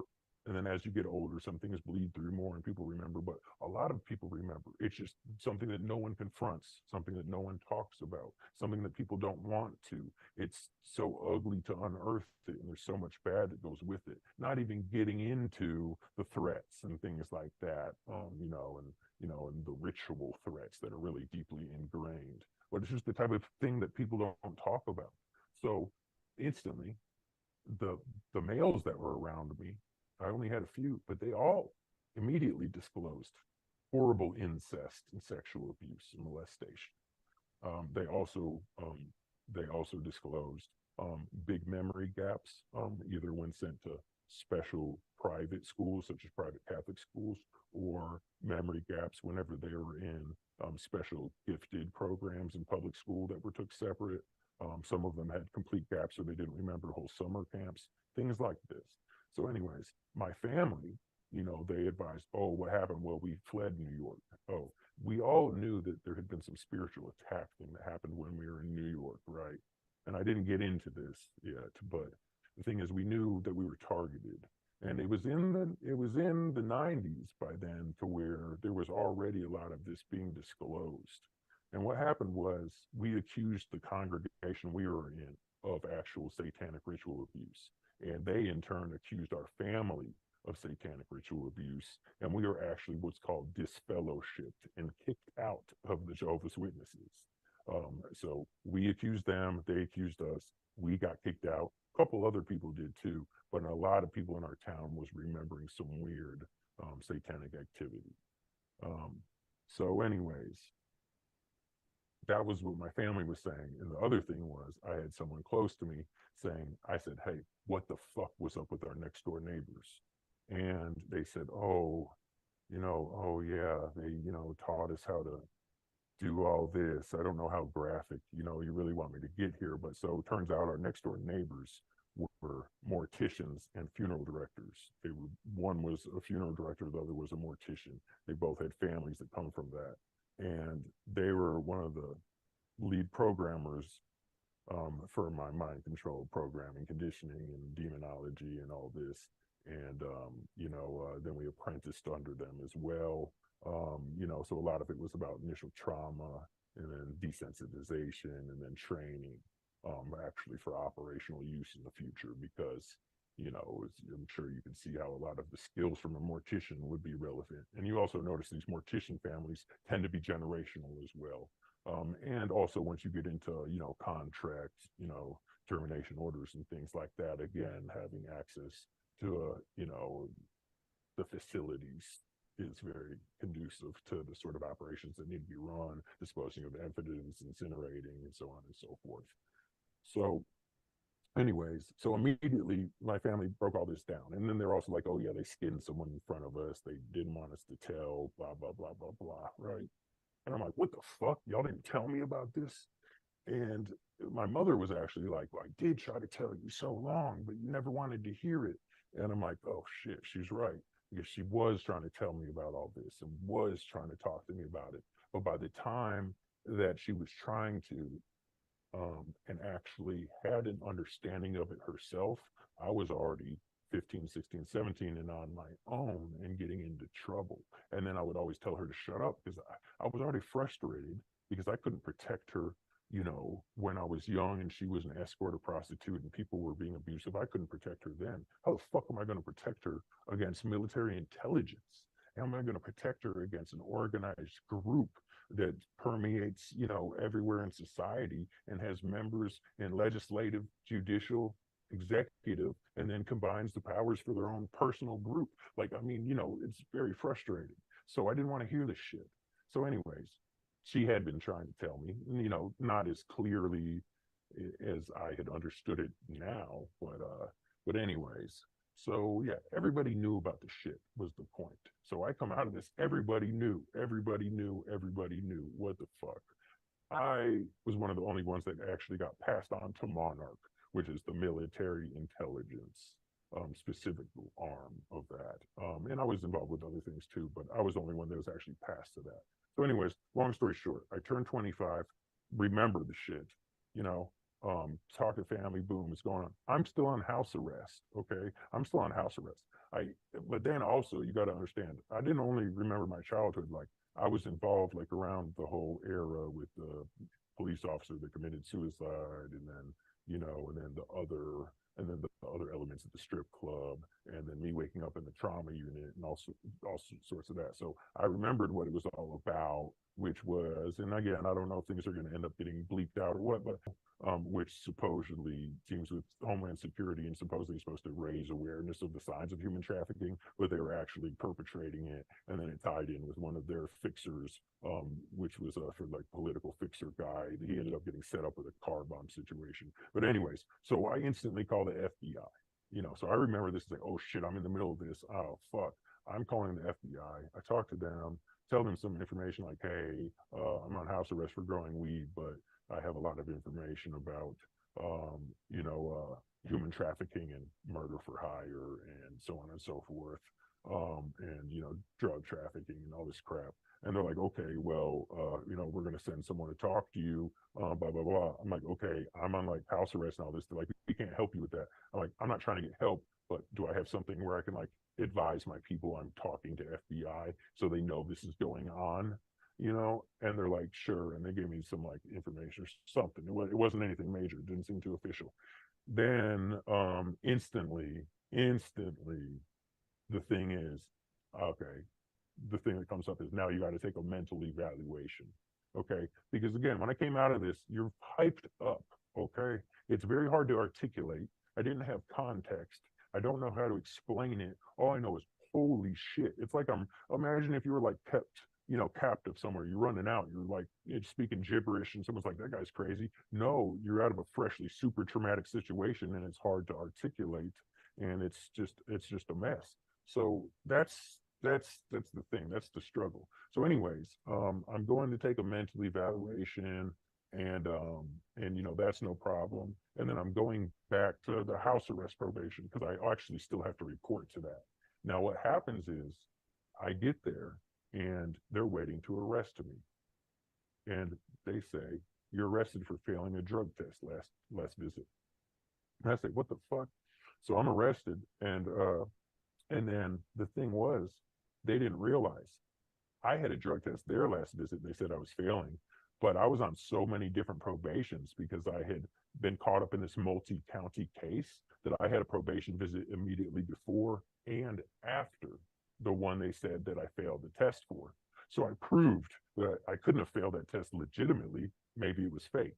And then they're like, ooh. And then I start talking a little bit more sense. Even though I'm experiencing difficulties, I start talking a little bit of sense, and I'm able to articulate what I was involved with and the illegal things going on. So anyways, my friend's father, who was a high up Mason, royal jester, all this crap, legal professor, takes my case pro bono because, they had been giving me a real hard time in this small town. So he says, look, here's what's going to happen. He says, okay, so obviously, yes, you didn't fail a drug test. They got that. This was all intense. This was just marijuana, blah, blah, blah, blah. Long story short, what they're going to do is they're going to let you, if you just sign and take this, we're going to let you out and you're just going to have like a few years of normal probation, no more house arrest, no more community corrections, intensive probation, 13 visits. I had 12 or 13 visits a month. Some, I think 14 if it fell weird. Okay, this is incredible. Different fines, all this, 3 different reporting locations and house arrest with an ankle monitor. Okay, so it was a thing. So anyways, I'm like, okay, cool, awesome. Normal probation, fuck it, I'll sign. So I sign this, and with my family in court, the judge said, all right, when the paperwork comes back, set him free. This is what I signed for, okay? At this point, I already had 7 months served, like 7 months and 14 days or something. It was like 224 days, something like that. So I had 7 months served, and that was being counted towards probation. The rest was normal probation, blah, blah, blah, blah, blah. Okay, so a few days happen. I'm not released. I'm like, what's going on? Come to find out, clerical error. Okay, all the days I had served were supposedly gone, but it still isn't going to be a problem. They're going to release me. Okay, the next thing I know, all of a sudden they come to get me in the middle of the night and take me to prison, and there's a little scuffle. Next thing I know, I get sent, and I'm in prison. I get sent to maximum security prison, first classification, but they temporarily send you to classification. They get what's called your points and stuff like this, blah, blah, blah, blah, blah. Long story short, they ended up apparently putting 2 assaults on officers on my record and changed my record from manufacturing marijuana to manufacturing methamphetamine. And I got stuck in maximum security prison. So altogether, I did 14 months in a 7-by-9-foot cell in maximum security facility. Then I got transferred to medium security. It's called close, is what it's called at first, and then medium, and then eventually I hit the correctional complex at the metal plant, where they're not even fucking, they don't even have security cameras when I get there, which is fucked. People don't realize what goes on in prison, let me tell you. But anyways, so eventually fucking get kicked out because they didn't change the length of my sentence. They just changed the charges somehow. I don't know. Get out, talk to TBI, which is Tennessee Bureau of Investigation, which is the local state level FBI. They fix my record, right? And basically I start really looking into things because at this point, you got to understand. So I got locked up almost 3 years immediately after finding out that I was in Monarch. And when I say Monarch, I knew it was Monarch because of certain things. When some people might say Monarch or MK Ultra because they just know they've been tampered with, but they don't know. There are some things that will come up depending how deep you get that there's beyond a shadow of a doubt. Things are explained when they're done to you, when you're kind of in with this. So it's also important to say, when I got locked up, there was actually a lot of it. It may have saved me because I was under such duress and making such rash moves. It could have been very bad. I could have also been stuck in prison, of course. But the thing was, when I got sent to maximum security, and again, I did 14 months straight on more than 23/1. It was really 24 hours a day and then a few hours out a week. It's not one a day. But anyways, so when I got sent there, ironically, it was the safest I've ever felt in my life. And it felt like I was on a vacation. And me being safe allowed me to really process things that happened. And I had a long time to think about it. It was was annoying and boring and it was unjust. Yeah. But it was a blessing in disguise because I was able to really face myself and process this, not make any rash moves or decisions, not go running in the streets yelling about it and ending up in an insane asylum. It just really just gave me the proper circumstances to heal and confront this, which is, again, really ironic, but that's how it went down. And I would not recommend that for anybody, but it did allow me to really heal to a level that it's I think hard to achieve because I didn't have to worry about anything material. I had already lost everything. Didn't have to worry about anybody. That was over with. And was there a little bit like, oh, is my food gonna get fucked with? Nah, man. Once you live there, the fucking prisoners were making the food. I was good, as I literally felt safer than I ever had been, and I had less stress and less responsibility on my shoulders than ever. And I just healed and healed and healed and healed and healed and healed. Then I hit the compound once I got released from maximum security. And when I hit the compound of the main prison, you got to understand, I had to really bury some of this shit and bury parts of myself in order to survive. Because one, there's type of people there that aren't great, although there's good people there too, which is very scary. But it's just, it rocked my world. I was growing weed and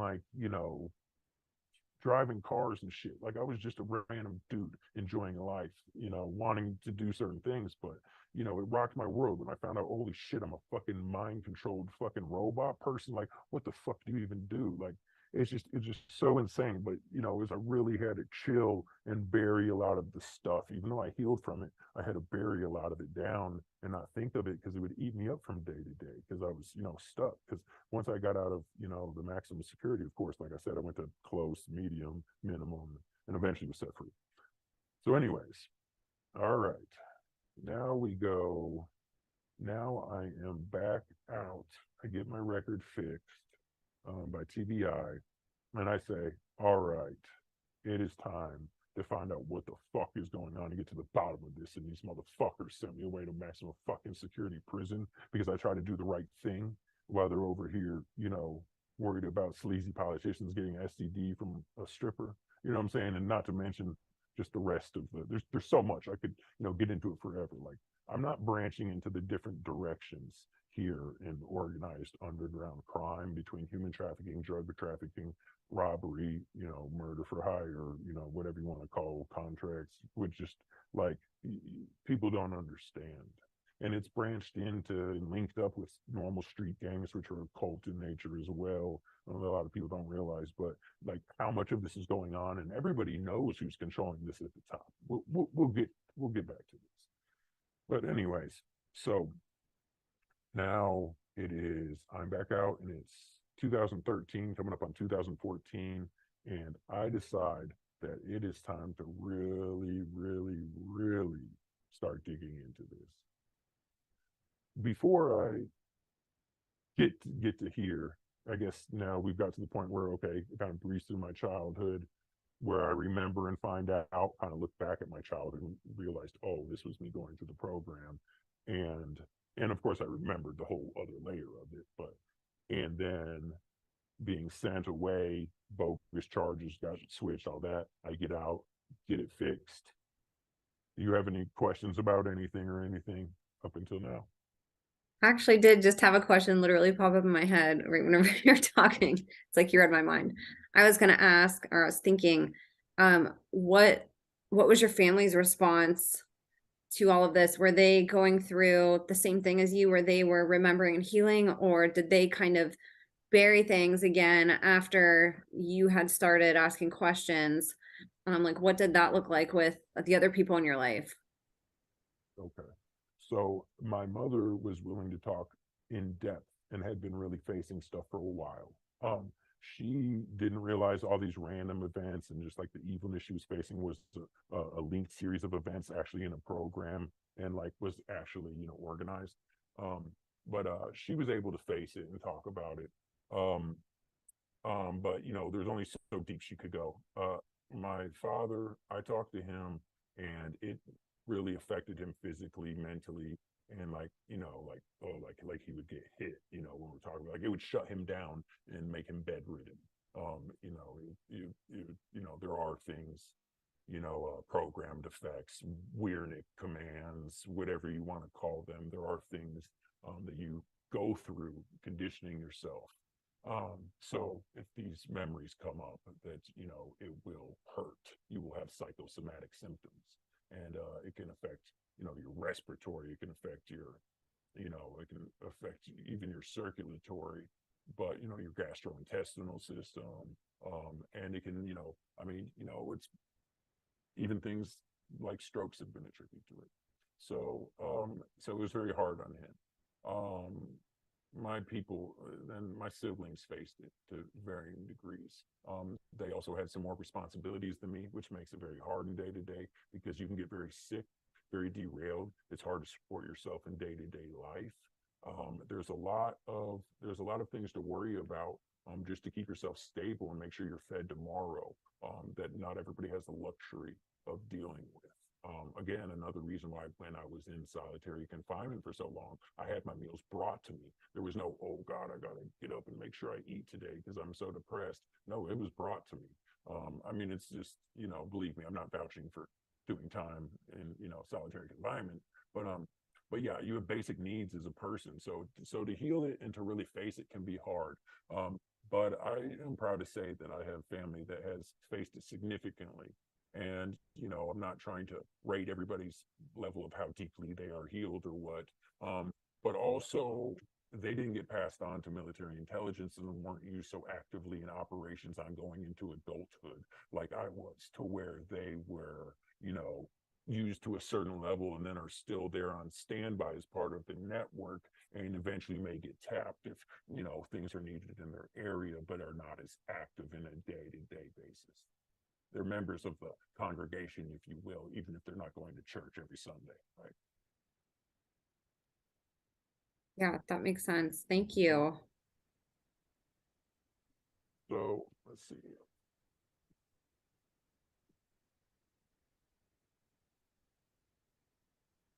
I just want to comment too. It's incredible, and I've told you this, that you remembered so early. I've people listening can relate to this.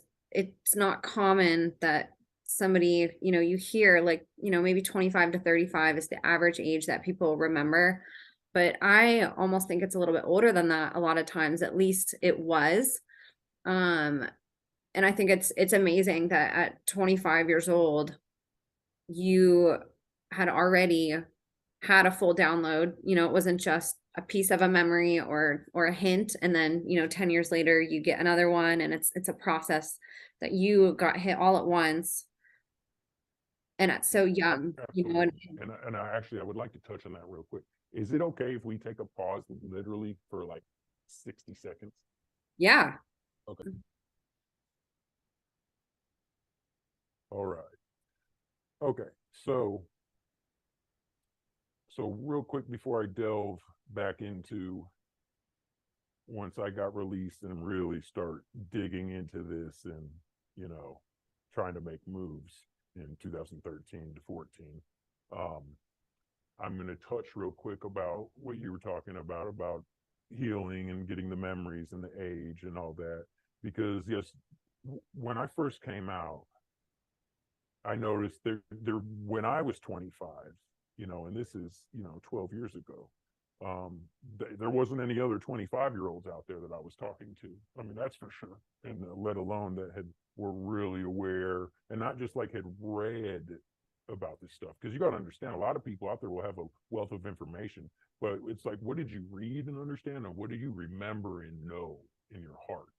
Okay, because I've always had more of a mechanical understanding than technical. All right, you know, so anyways, the thing is that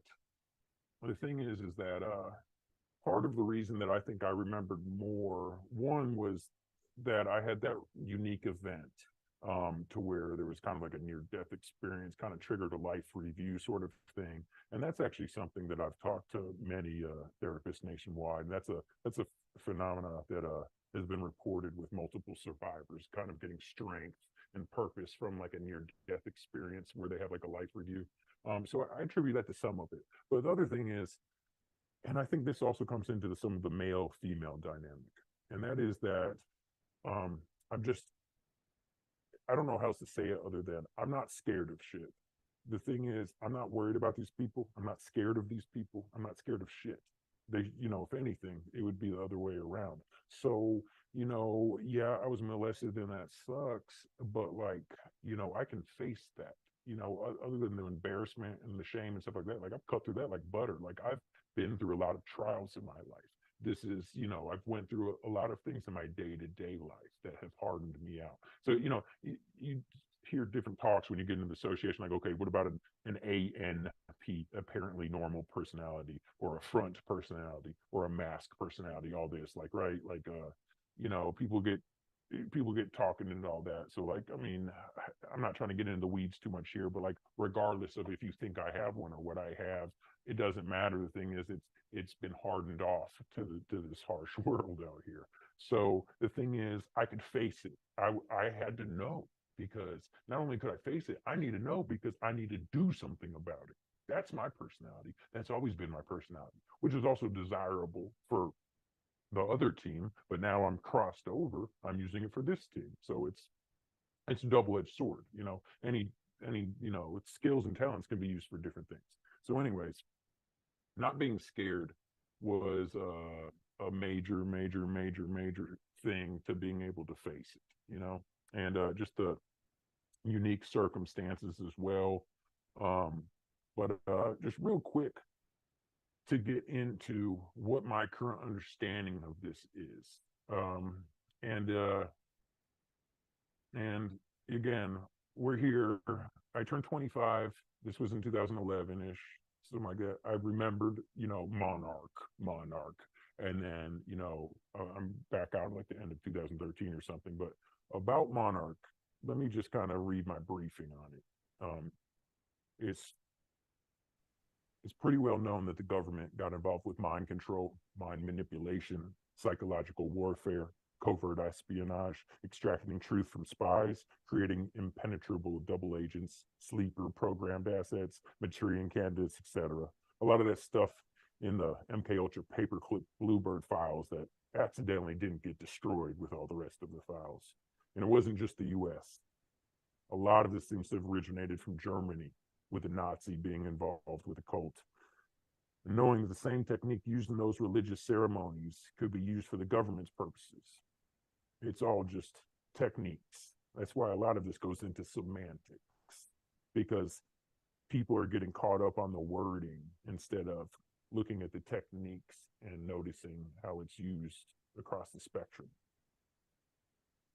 Drugs, chance is brainwashing, repetition, culture, group peer pressure, the trauma bonding. Whenever you go through something so intense, you'll have a bonding with someone. Doing the unimaginable just because a higher power is at play or a higher cause, and then obviously using sex and and then rituals and symbols and anything that affects the subconscious. But China also seemed to go straight in with the trauma and the abuse. But Nazi Germany especially had no problem doing anything medical, any drug, surgery, any trauma. And they had brilliantly demented minds like Mengele, who had no bounds in the evil they were willing and able to think up and try out. Both China and Germany had an endless supply of test subjects between the prisons, ghettos, concentration camps, work camps, what have you.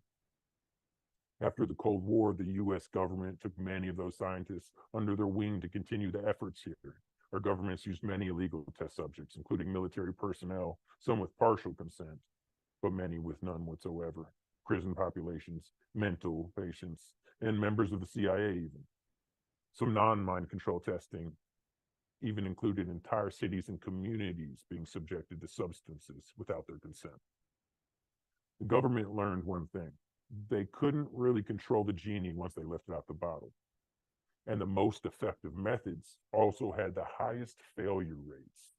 So they were pressured into pushing their studies further undercover and further into the private sector, mostly for plausible deniability, because the public was starting to see what was going on. And this continued even, at first you had the church committee and everything in the 70s when kind of the lid blew off MK Ultra. But even into the 90s with the HCHRE, with the Advisory Committee for Human Radiation Experiments, which a lot don't know, but also tied in with mind control experiments, as the testimony from Christy Nicola and Kathleen Sullivan and people like that. But anyways, so the thing was that, especially once it started coming out in the 90s, but even before then, is that we have got to get this completely out. So they are layering off the base layers of these programs, okay?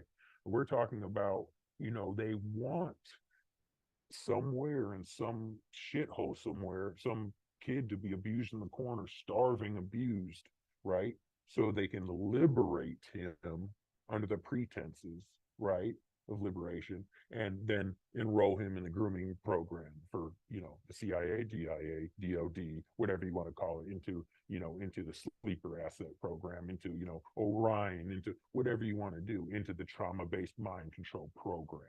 Okay, and the way they justify this in the government for national security is, oh, these are already in horrible places. Just like you've noticed, okay, it's well known the CIA's has been distributing drugs and controlling human trafficking and narco cartels and things like that.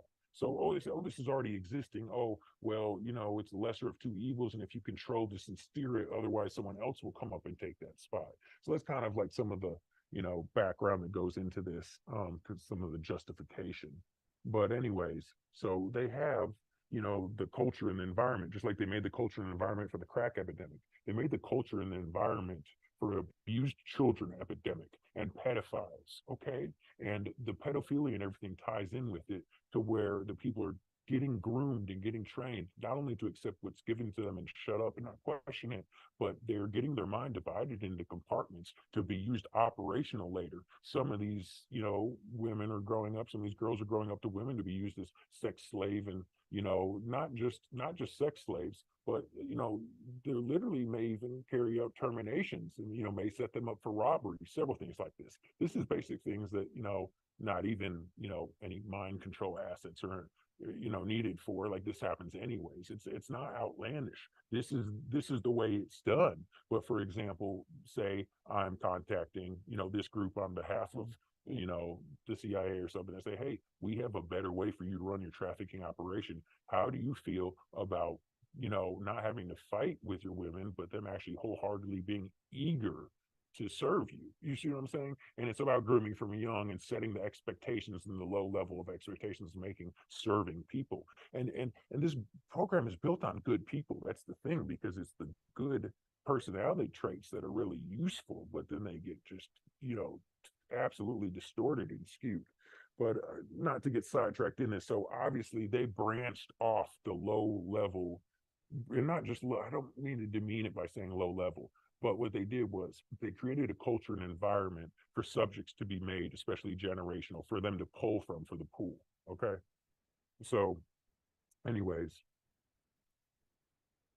the Germans and everybody, and of course we got a lot of this through the Germans and Project Paperclip and everything, but the thing is that they had a bunch of occult truths that they already knew, okay? Like epigenetics is already an assumed spiritual truth before our science knew about it. That what happens to your ancestors is passed down and changes or impacts your own skills and talents in this world, will affect your aptitude.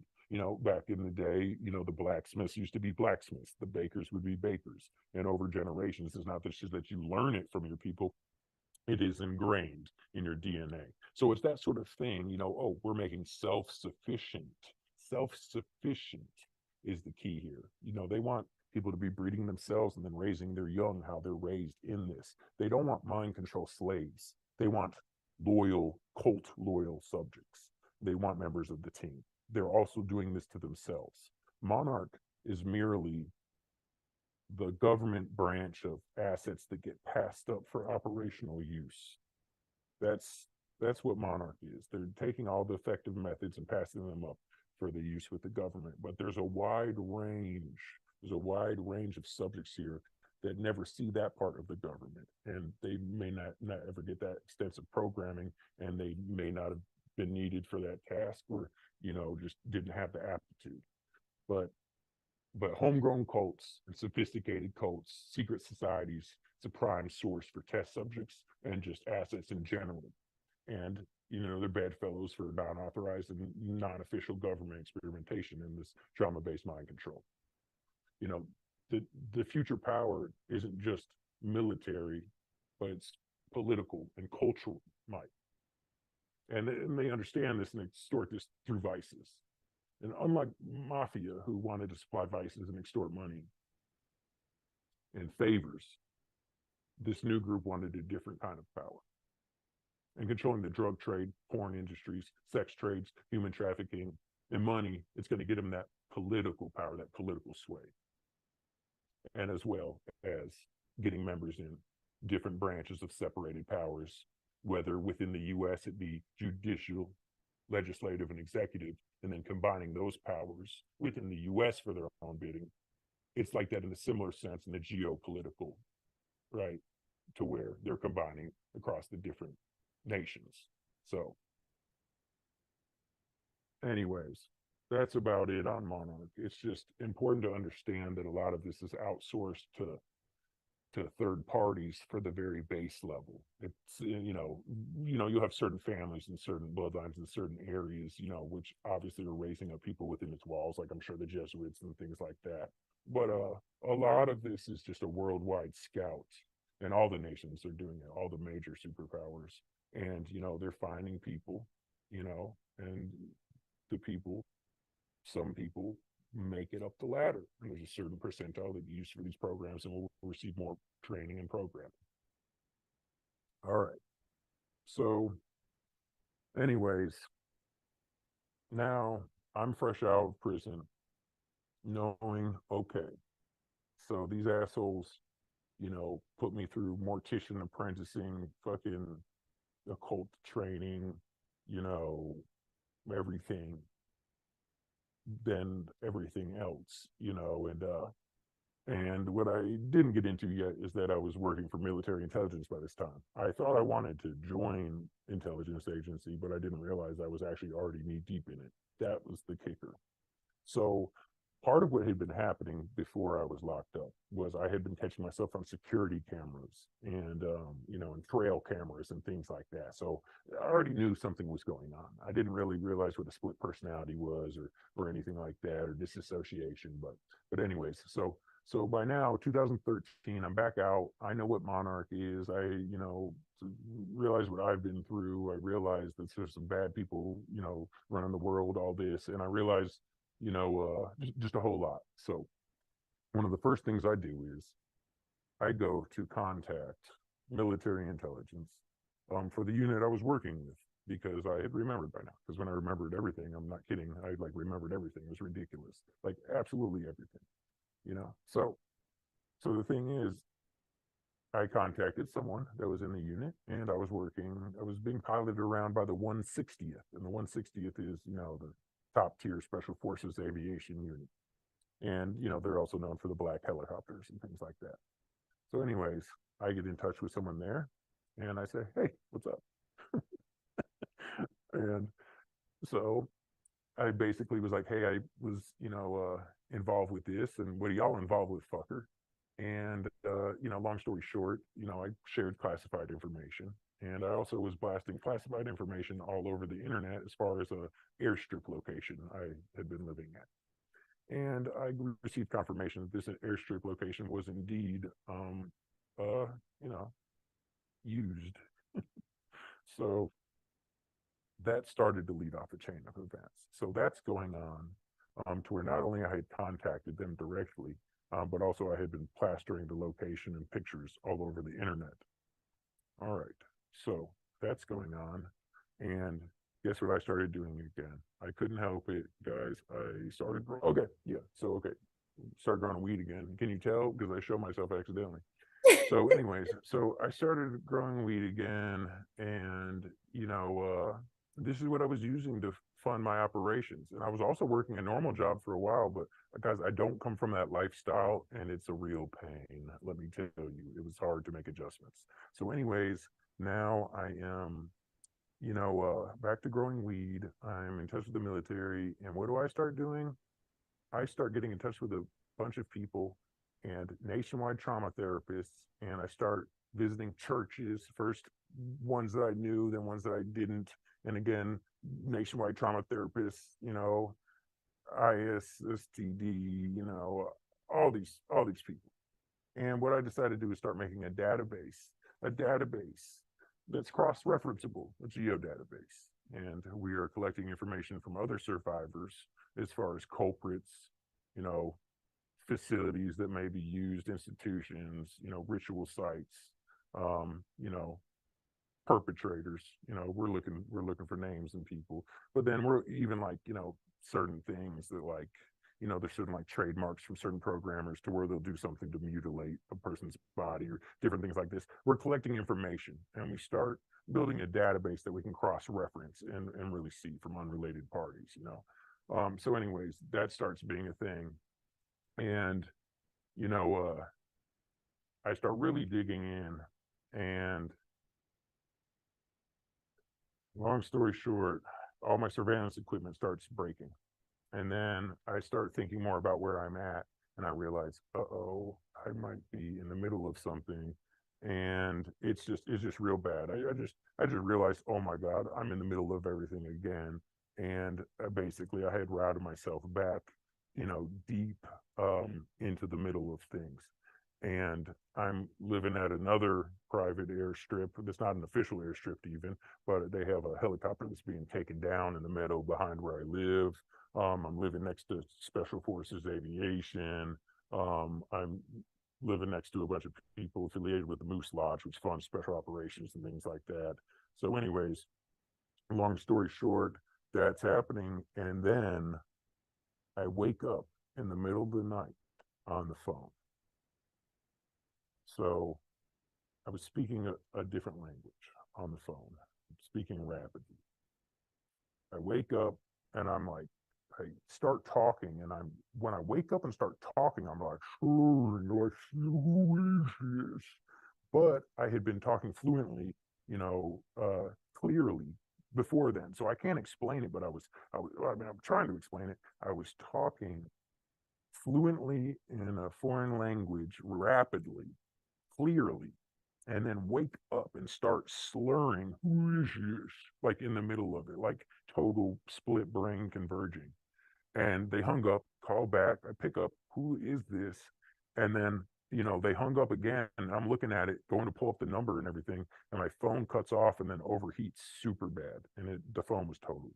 And I even tried to recover the data from it.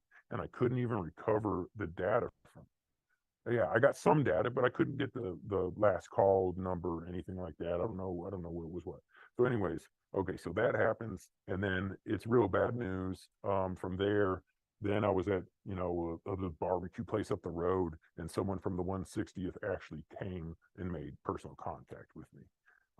And basically what happened was all the people that I had worked with didn't know I was a mind control guy. Like, they didn't know, they weren't like briefed like, oh, hey, we're working with a mind control asset and do this, don't do this, or anything like that. They had no clue at all, at all, at all. In fact, some of them had got it, affiliated with me, and then were pulled into some drug activity and didn't realize it. So I was like kind of like fucking their shit up, being inserted in that unit through the other. So like, so they were using me inserted into these special forces units, even, and they didn't know I was mind controlled. So that created a whole huge thing. And, long story short, I was developed a lot of contacts from them. So at this same point in time, also, I just knew I was about to be fucked up. I knew I was getting arrested. So, I tell my then girlfriend, like, hey, she was like about to move out there because I had property and I had a few houses on it. So anyways, I was like, hey, you can't live here anymore. And then, instantly I'm getting raided by DEA, and, and they don't have a search warrant or fucking anything. They're just raiding me. And, they take my computer, and I had some other files, and I had a database built up. I still had backed up and everything. I didn't lose this, but so I had a database, and like, I mean, a lot of information about some serious crimes. And they arrest me for the growing the weed. And I'm like, what the fuck is this? Who put y'all up to this? You know what I'm saying? I'm like asking all sorts of shit. And when it was one of the same cops from the first time, that now all of a sudden is DEA, like it's like clearly some CIA shit or whoever the fuck, whatever agency. So anyways, I get locked up, and I tell them, look, I'm fucking sick of this. I told them straight up, I said, look, I work for the CIA. I said, I've been granted immunity, and, I'm about to start talking about this shit because they're doing fucking horrible shit in human trafficking, pretending like they're stopping it, but really what they're doing is perpetrating it, and not to mention all the drug trafficking and all this shit. And I'll be damned if I go to prison again for growing weed when I just got out of prison after they changed my charge and I wasn't even supposed, like, obviously I'm pissed off, so I'm talking. Another mental evaluation, completely pass it, get notarized support from my family talking about, the CIA brainwashed them and used these morticians, you know what I'm saying? And like, blast everything, try to really raise hell about it. And what they did was they said, okay, look, just sign this. And they basically, they didn't let, they wanted me to sign an agreement because they didn't want me to sue them for illegal search and seizure because they raided my property without anything, like no search warrant, anything. So I guess they didn't want me suing them probably. But so I had to sign a thing, and I took probation that was 6 months unsupervised, no drug tests. And it's just crazy. That's like a sweetheart deal. But the thing was, like, they so wanted this to go away. And then also they had, other than raiding it, they had also came back and robbed the shit.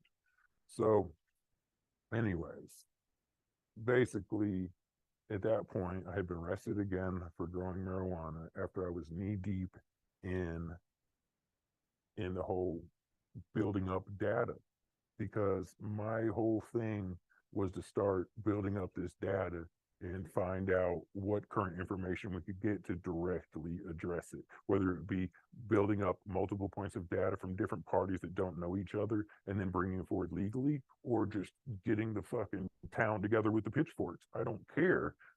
This is going on and needs to be confronted immediately. There was also programming centers such as early childhood development centers, that I was speaking out about and making a big fuss about it, because guess what? It's not okay to program children. I'm sorry. That's it. And even in like So I the was GATE making, programs that you were in, huh? even the GATE programs that you were in. Exactly. And I can go into that in depth, but so, it's not like all the gate programs are bad, but there's certain ones, and then they get funneled into other places. And, I know a lot about it, obviously. And like I was in the middle of it. So I'm reaching out directly to places to stop it. Right. And, so I got arrested again. Anyways, I don't want to discourage people here, because that's obviously not why I'm here, but being completely directly honest and full disclosure, I was sharing a lot of classified information online, about the private airstrips that are tied in with like direct, military intelligence and serious operations. And And also I was doing some reckless things. I was directly confronting places. There was, physical confrontations, and it's not the way. It's not the way. Um, before I healed, there's levels of perpetration. Most people involved with this have had levels of perpetration. It's a cycle that needs to be stopped. Physical confrontations are not the way. It's a last resort if there's imminent danger. But so anyways, it's very important to note. But so long story short, what happened was that people around me took significant damage, and I took damage as well, and I was injured, and and someone that was very close to me was also, and it, they're it's horrible. It's very upsetting. So there was things though that I was doing that's not what I'd ever be recommending for anybody to do. It was not the data collection. It was not the data collection that caused problems. The caused problems was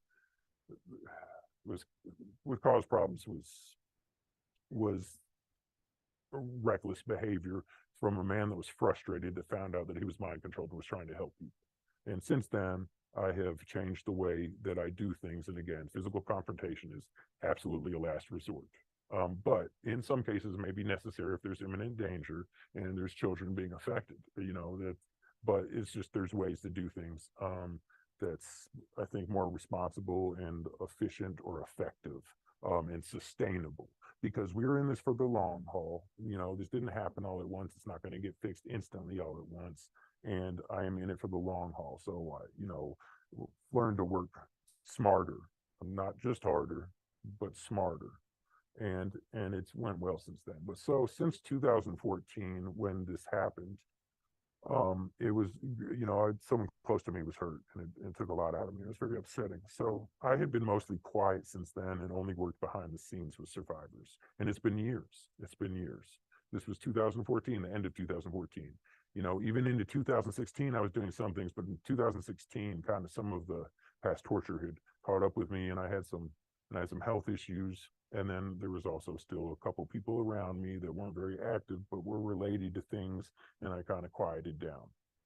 So fast forward, come to 2022, and I had been trying to build up so I could speak out again publicly, and I was trying to create a large nest egg so I didn't have to worry about it, because things cost money, and I was also spent a lot of my own resources helping other survivors and so on and so forth.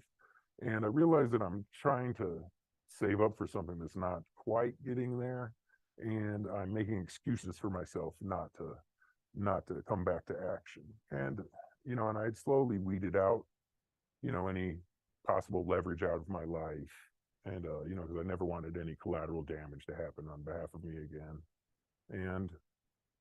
And ultimately, I decided I have to start speaking out immediately. And not only speaking out immediately, but there's other ways to do this. So yeah, towards the end of 2022, I started poking around online more than I had been, because I had always been, going through social media and certain search words on forums and dealing with survivors one-on-one behind the scenes that seemed to be able to articulate the situation and things like that, and kind of help play a part to help others, kind of trying to work from the top down instead of the bottom up. You're like a secret But hero. I love it so much. Like, I love that part of what you've been doing for so long, is just quietly helping people. Yeah, well, I mean, someone has to, and I see a lot of public things too that were really bothering me and things like this. And I also saw survivors speaking out, and some of that was bothering me too for certain reasons. But long story short is, I said, okay, I saw people like you with your podcasts and just such a wide variety of things. Um, and and then I saw some people also that I felt were spreading disinformation, and there's nuances to that, but it's a nuanced situation. But again, I decided, okay, it's time to speak out. What am I going to do? Okay, I'm going to have to make my organization, Operation Organized Safety, just Organized Safety is what I called it. But I'm going to bring that public, which is kind of the movement I've been doing in the background to network with other survivors, help them transition and become empowered, transition to a healthier lifestyle, employment, if that's applicable, you know, and just to really reach out and proactively, you know, take proactive measures to organize safety, because that's what it's about. It's about organizing safety for people. This is positive action, proactive action. So we're bringing this public, and we had an old website, organize safety .wordpress.com, and that's way outdated and some of the links are gone, but I had that out initially to start getting, you know, information for the database. But so now, instead of working with survivors behind the scenes one-on-one, what I'm kind of doing is like a call to survivors, you know, regardless of your situation, you don't have to expose yourself, you know, and you know, if it's not time to speak out, it's not time to speak out. And I don't want anybody to do anything they're not comfortable with. The number one is take care of yourself and make sure that you're grounded, make sure you're in a sustainable situation or taking care of yourself. You know, if you're trying to get away from, you know, the cult and your employment is hinged on it, transition and find an alternate employment, an alternate way of life. You know, a lot of transition is often necessary for people. It's also important for people to start listening to themselves and listen to how they feel and start addressing that. So finding a healthy transition or routine for yourself, I think, is definitely number one. But the other thing is it also helps to express and also helps to take action, you know, to feel like you're doing something, because something has to be done. And that's what everybody feels deep down. And so if you know, have a perpetrator name you want to share, okay, if you have a location, a facility, an institution, if you have something you want to share, there's no harm. You can completely share it anonymously. And if we get 10 anonymous tips of the same person from people that don't know each other, we know it's something. And we're not ever moving like we know until we know. And it's really simple. And myself, I have collected so much information. And, you know, there's other people that I work with, but I've been doing, you know, the lion's share of it here, and it comes together quickly. And if we have a few more people, you know, and I'm trying to build up on platforms like yours, Emma, and other people's, and network with people in order to make a list. And this is what organized safety is. And it's not just building the list, but it's, you know, also supplying help for certain survivors that need help, you know, in situations that not only merit it, but where it's possible. But, you know, in certain situations, other assistance might be needed. You know, sometimes, you know, legal advice or legal counsel, which is very dicey subject. And let me tell you, no therapists are going to get into that because they're at risk. Their own employment's at risk. It's, you know, it's a complicated, complex situation. But the thing is it's that time, and it's time for us to come together, heal, empower ourselves, transition to something more healthy, and get a foothold, and then start putting our heads together and finding the best way to approach the situation. And in my opinion, one of the first steps is whatever information you have about a perpetrator, about a culprit, about a facility, an institution, a location. If there's something that one programmer does for his little sick signature, mention that. We collect this information and we compile it into a database. If you want to be contacted back, if anything comes up that's confirming, if you want to be contacted, you can leave information. It doesn't have to be your actual name. We can handle this anonymously.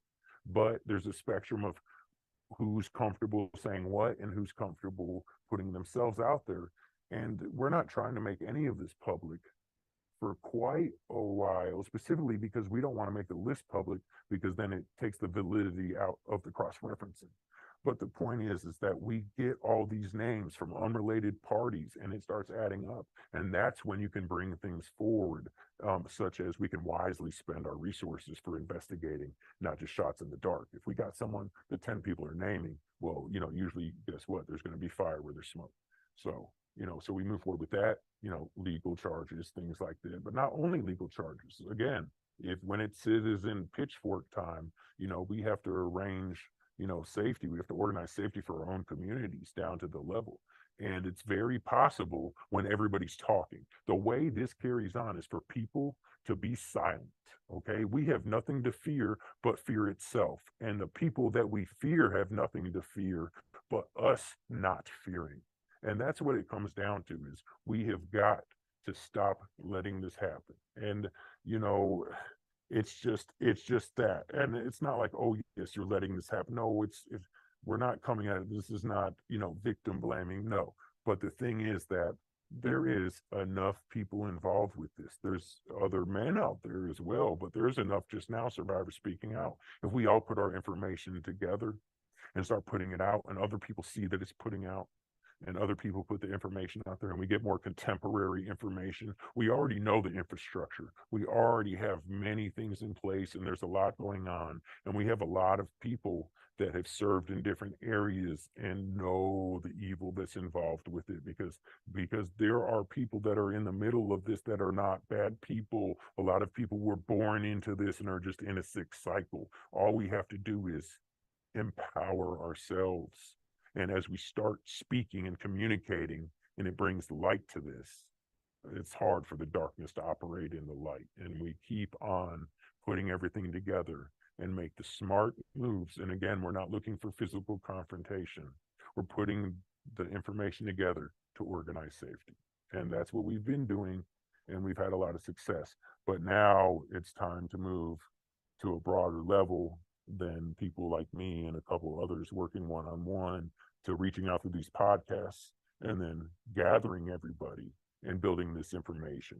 And we are working on putting this together with intake forms and so on and so forth, and, you know, creating a much more efficient method. And very soon we'll be updating, for example, my old websites, and we'll be creating official platforms. And, you know, the podcast will be released, and Organized Safety will have its own new platform. And we will be putting this together in a much more efficient manner that's actually put together. But this is just now me coming on here and trying to speak to the people, and just plead with anybody, you know, please find it within yourself. You have the power. One, take care of yourself and those close to you, but two, you know that you can help others, not just yourself, not just the closest. No, you can help other people out there, and there are other people out there like you, and there are other people out there that need you.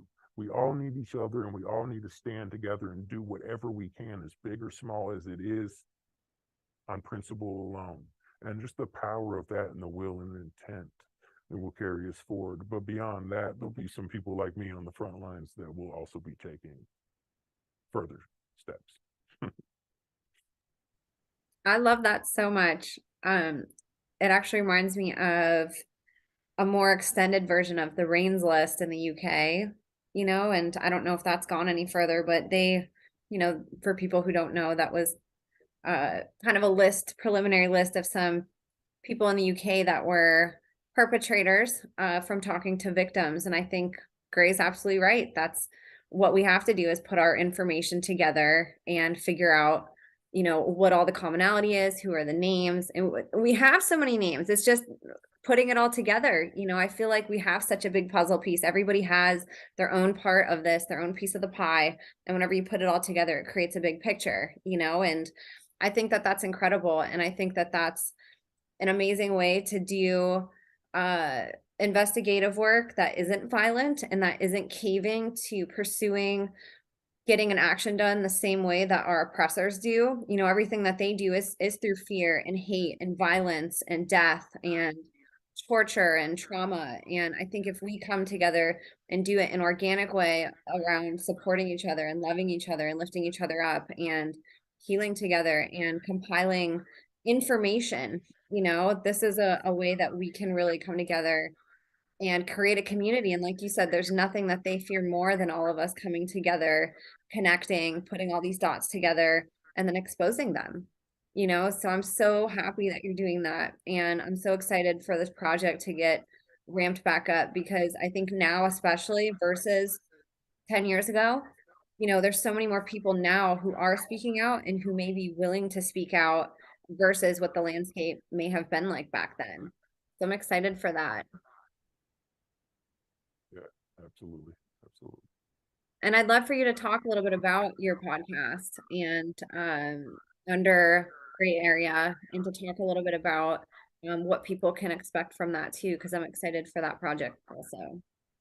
Yeah, absolutely. And just to finalize on the organized safety. So, we'll be having two podcasts. One will be organized safety centric, and then the other will be the gray area. So with the organized safety one, we'll be releasing videos and articles about healing, empowering yourself, and really driving to compile the database, um, you know, to really see what can be done, making proactive moves about this.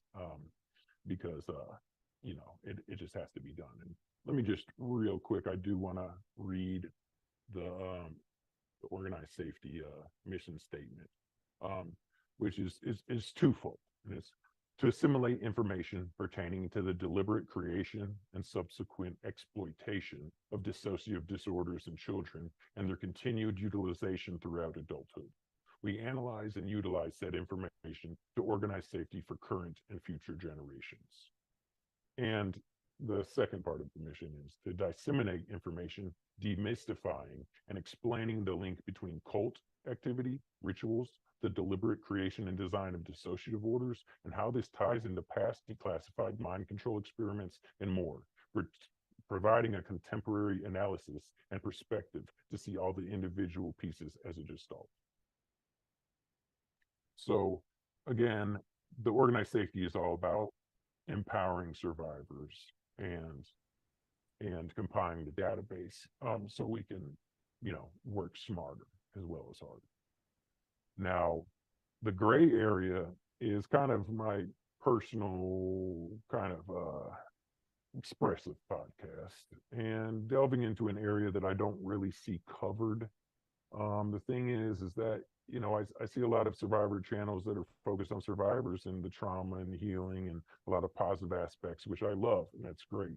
But I do see that there's a large demographic of people that would never watch that. They would just simply never spend the time looking at that. They don't resonate with it. They don't care. They think it's fake.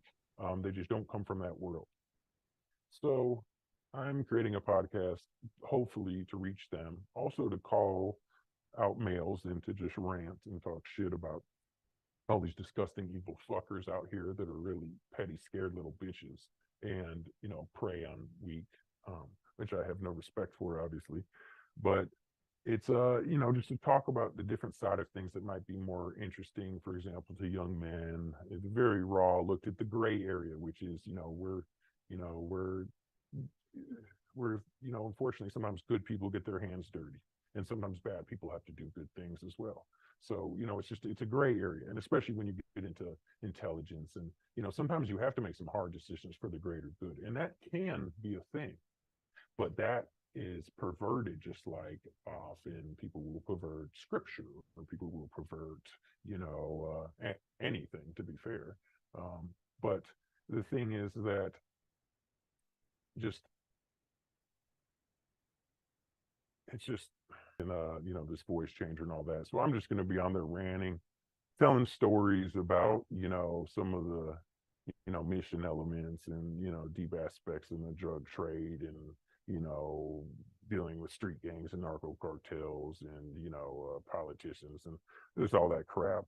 And just kind of like a personal expressive thing, just to kind of get that raw, gritty side there out that isn't represented as much.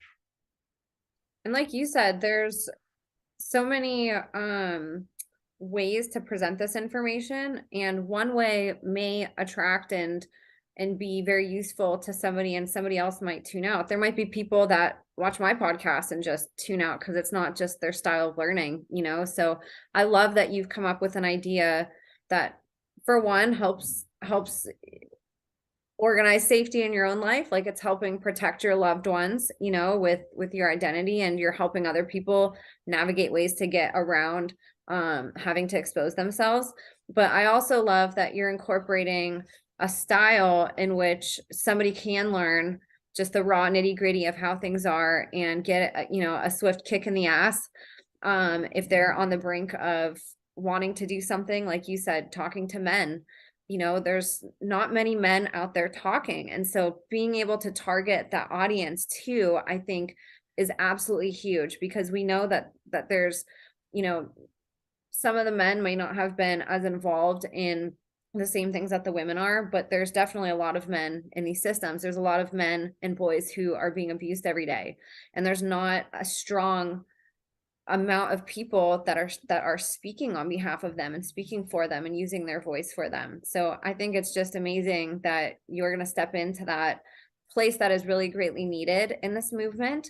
We need more than just advocates. Like, we do need survivors to come forth and be able to relate the information through experience and to validate what the advocates are out there pushing for, the John Wedgers and people like that who are on the sidelines. Like, we need people like you that can validate that information in the same way that the women are pushing forward, and having strong men in this movement. Like, what creates safety more in women speaking out than knowing that there's men out there that are standing with them and behind them and beside them and protecting them, and protecting their children. That's, like you said, it's sad that there's not men already doing that or feeling that passion in their heart like you do to want to do that, and I think you'll help inspire a wave of people who do feel the need and who do get that kick in the ass and saying, what am I doing? Like, why am I afraid? I shouldn't be. Or why aren't I educating or sharing or just learning, and I'm really excited for it because I think that that's really, really needed in this movement, is those strong male voices who can validate survivors while also creating that strength and that masculine energy and that protection that I know every woman in this movement is deeply craving and wishing existed. Yeah, and I'll be honest, and part of my thing is to talk to the young men and rally them, because it's people have to understand that a lot of people just don't know about this life and they don't understand it. And then in addition to that, a lot of people live in this life but just use a whole different set of semantic vocabulary to portray it. And there's people out there that want to help, and there's plenty of men. And I'll be honest, the male perpetrators in this game are fucking the weakest. They're the fucking weakest. Most survivor people that are speaking out and women are already stronger than the rest of them. Just getting to that point, it's hard. It's a lot, and a lot of the battle is against your own energy and against yourself. And I do plan to rally people. And what I want everybody to understand, especially if you're a survivor, is that there's people like me and there's others already out here making moves every single day to do what we can to protect other people, and would do anything to protect even you. And the thing is that we only can be effective with what we know, to where we have intel on. And some of it, such as myself, has already exhausted a lot of my inner connections and kind of plagued that out. And what we need now is to communicate with each other, speak up, and then come together. And again, if you don't feel safe, that's fine, because you don't need to expose yourself. But just to throw out some names out there, it's going to be hard for that to come back. It's very rare, if you are a survivor, that someone you name, you're going to be the only person that could have named them. They're generally going to be involved with a lot of activity. So, and we had discussed, and I had thought about scripting this more and trying to put this in a concise amount of time in a neat little frame. But I also thought it was important for me to just speak from the heart on this, and it may not be the most well put together or cleanly articulated, but I want people It to was know perfect. It's amazing. that You did so good. it doesn't matter what other people say. It's hard to explain about this stuff, especially when you're fresh coming out of it with trauma. It's very hard to articulate. Okay, and we have a lot to worry about. Okay, a lot of people that are survivors already know within themselves. They just need to trust themselves, and it's hard to do once you've been manipulated and your attachment has been used against you, and your talents and your good qualities have been used against you. But people need to just find that within themselves and empower themselves. You have the strength. And you know, it's within us all to come together and make a positive change for each other, you know, in the world. And everybody out here doing the bullshit is weak as fuck, okay, and don't have the strength we have already. So it's just time to come together. I'm gonna be rallying the young men, okay, and we're gonna be gathering up, and we're gonna be making house calls if we have to. Again, physical confrontation is the absolute the last resort, only if there's imminent danger. There's no other way. But you get the idea. We're ready to make the house calls. Y'all just take care of yourself, get in contact, get in communication, and we can all, you know, bring this down together very quickly. It's just, there's been no problems. Let me tell you, I had problems years ago, but there's no problems now. Okay. This is just waiting. It's really, we just need a few people to say a few words, and we need a few people to move their hands and feet a little bit. That's all. We're already, you know, we're already there. Time's just catching up. So just everybody, you know, just find it within yourself and find it for what you love. Now is the time to come together, empower ourselves, and be and affect the change that we want to see. Amen. Oh, that was beautiful. That was perfect. Is there anything else that you wanted to touch on before we start wrapping up?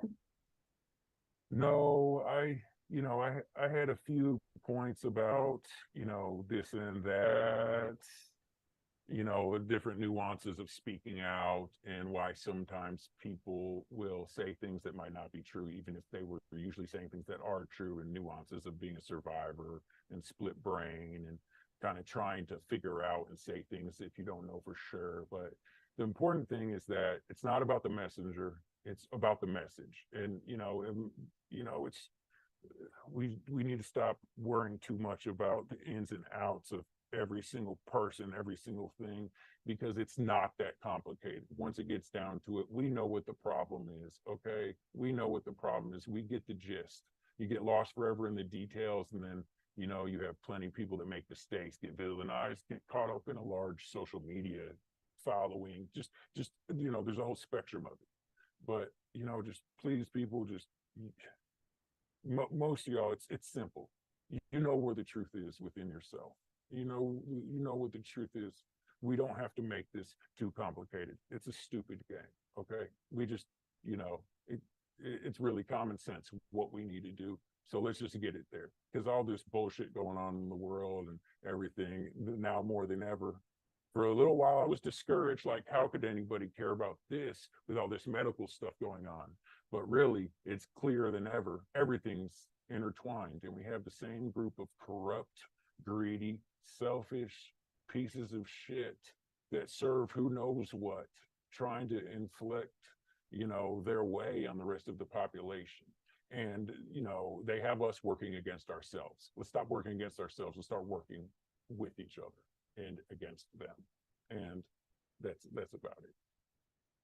Yeah, you're absolutely right. And even within the community, you know, there's so much drama that gets stirred up and people disconnect from our own community, you know. So I love your whole philosophy, and that the whole reasoning behind all of this is really to bring people together, because we all really need that. And it's definitely what they don't want, you know, and that's always the direction that we should try to go in, is the one that they don't want us to. So I appreciate you, and I'd obviously love to have you back on. I could have you on 10 more times, and I know we still wouldn't cover everything. And I just want to commend you. You did an absolutely phenomenal job breaking all of that down. I know just from talking with you, you've helped me understand things that may have been blurry or just that didn't fully connect. And you're very eloquent with how you speak, and very well thought out and very, very well researched. And obviously the experience that you have to back all that up. But I'm really excited for you, and I know that you're going to have a tremendous impact on this community, on the world, and that you're just getting started, you know, and it's really exciting to see somebody like you helping represent such a big part of this community in such a huge way. So I really appreciate you coming on here and sharing. I know that this isn't easy to talk about, no matter how healed you are, you know, or anybody is. This is still, you know, you're talking about some really horrible things. And I appreciate you coming on and sharing, because it's very valuable. And I know, myself included, everybody's going to get so much out of this and out of your story. And I'm so excited for what's to come for you. Well, thank you so much. I appreciate you having me on. And, there was so much I wanted to cover, and, I wanted to prepare better and do this and that. But, I'm me. I'm doing the best I can, and there's no way to Means get we got out to in do a here and part start. two. Yeah, there's no way to start confronting this as there is to just start confronting it. So I'm get on here, I'll talk some, I'll be back, and I'll always be sharpening my tongue and always be, doing the best I can to learn how to efficiently get through to people and, make this change, because that's what I'm here for. So we're going to rally the people, we're going to support the survivors, and we're going to organize safety. And again, I appreciate you and everything you do. And I would, anytime, I'm, happy to be here. Well, let's definitely do a part two, because I think that there are some things that we could talk about and elaborate on, even the notes that maybe we didn't get to dive fully into today. So let's schedule that, and I think people would appreciate having you back on. I know I'd love to have you back on. And I'm really happy and grateful that you dove into your story, because now next time we don't have to cover all of that, and we can just, reference it and send people back here. But I think it's really important that people hear your testimony and hear, the learning moments of what makes a family or an individual vulnerable to be put in these scenarios, and what are the effects of trauma that might affect the route or journey that somebody takes on their life. Somebody who hasn't gone through a lot of trauma might not understand why somebody gets into drugs or, things that they could get in trouble for. And it could just seem like this reckless decision that somebody consciously made one day, when in fact it's a symptom and side effect of so many things that weren't healthy in somebody's life, and I think understanding all of that as a society too. I appreciate your vulnerability and sharing those hard moments in your life, because it shines a light on us having empathy for other people who are incarcerated or maybe doing things that are illegal or that might be looked down upon in society, and for us to really, instead of just judging, say what could cause somebody to maybe want to do that. Is this kind of a call for help, or could there be something underlying with this person that might lead them down this route? And I think your story just is so well-rounded with all the different relatable things that it touches on for all of us. And I appreciate you coming on here and sharing that. Thank you so much. Absolutely. Well, where can people find you on social media or get in touch with you? So I am on Twitter at Gray Area Monarch. That's Gray with an E.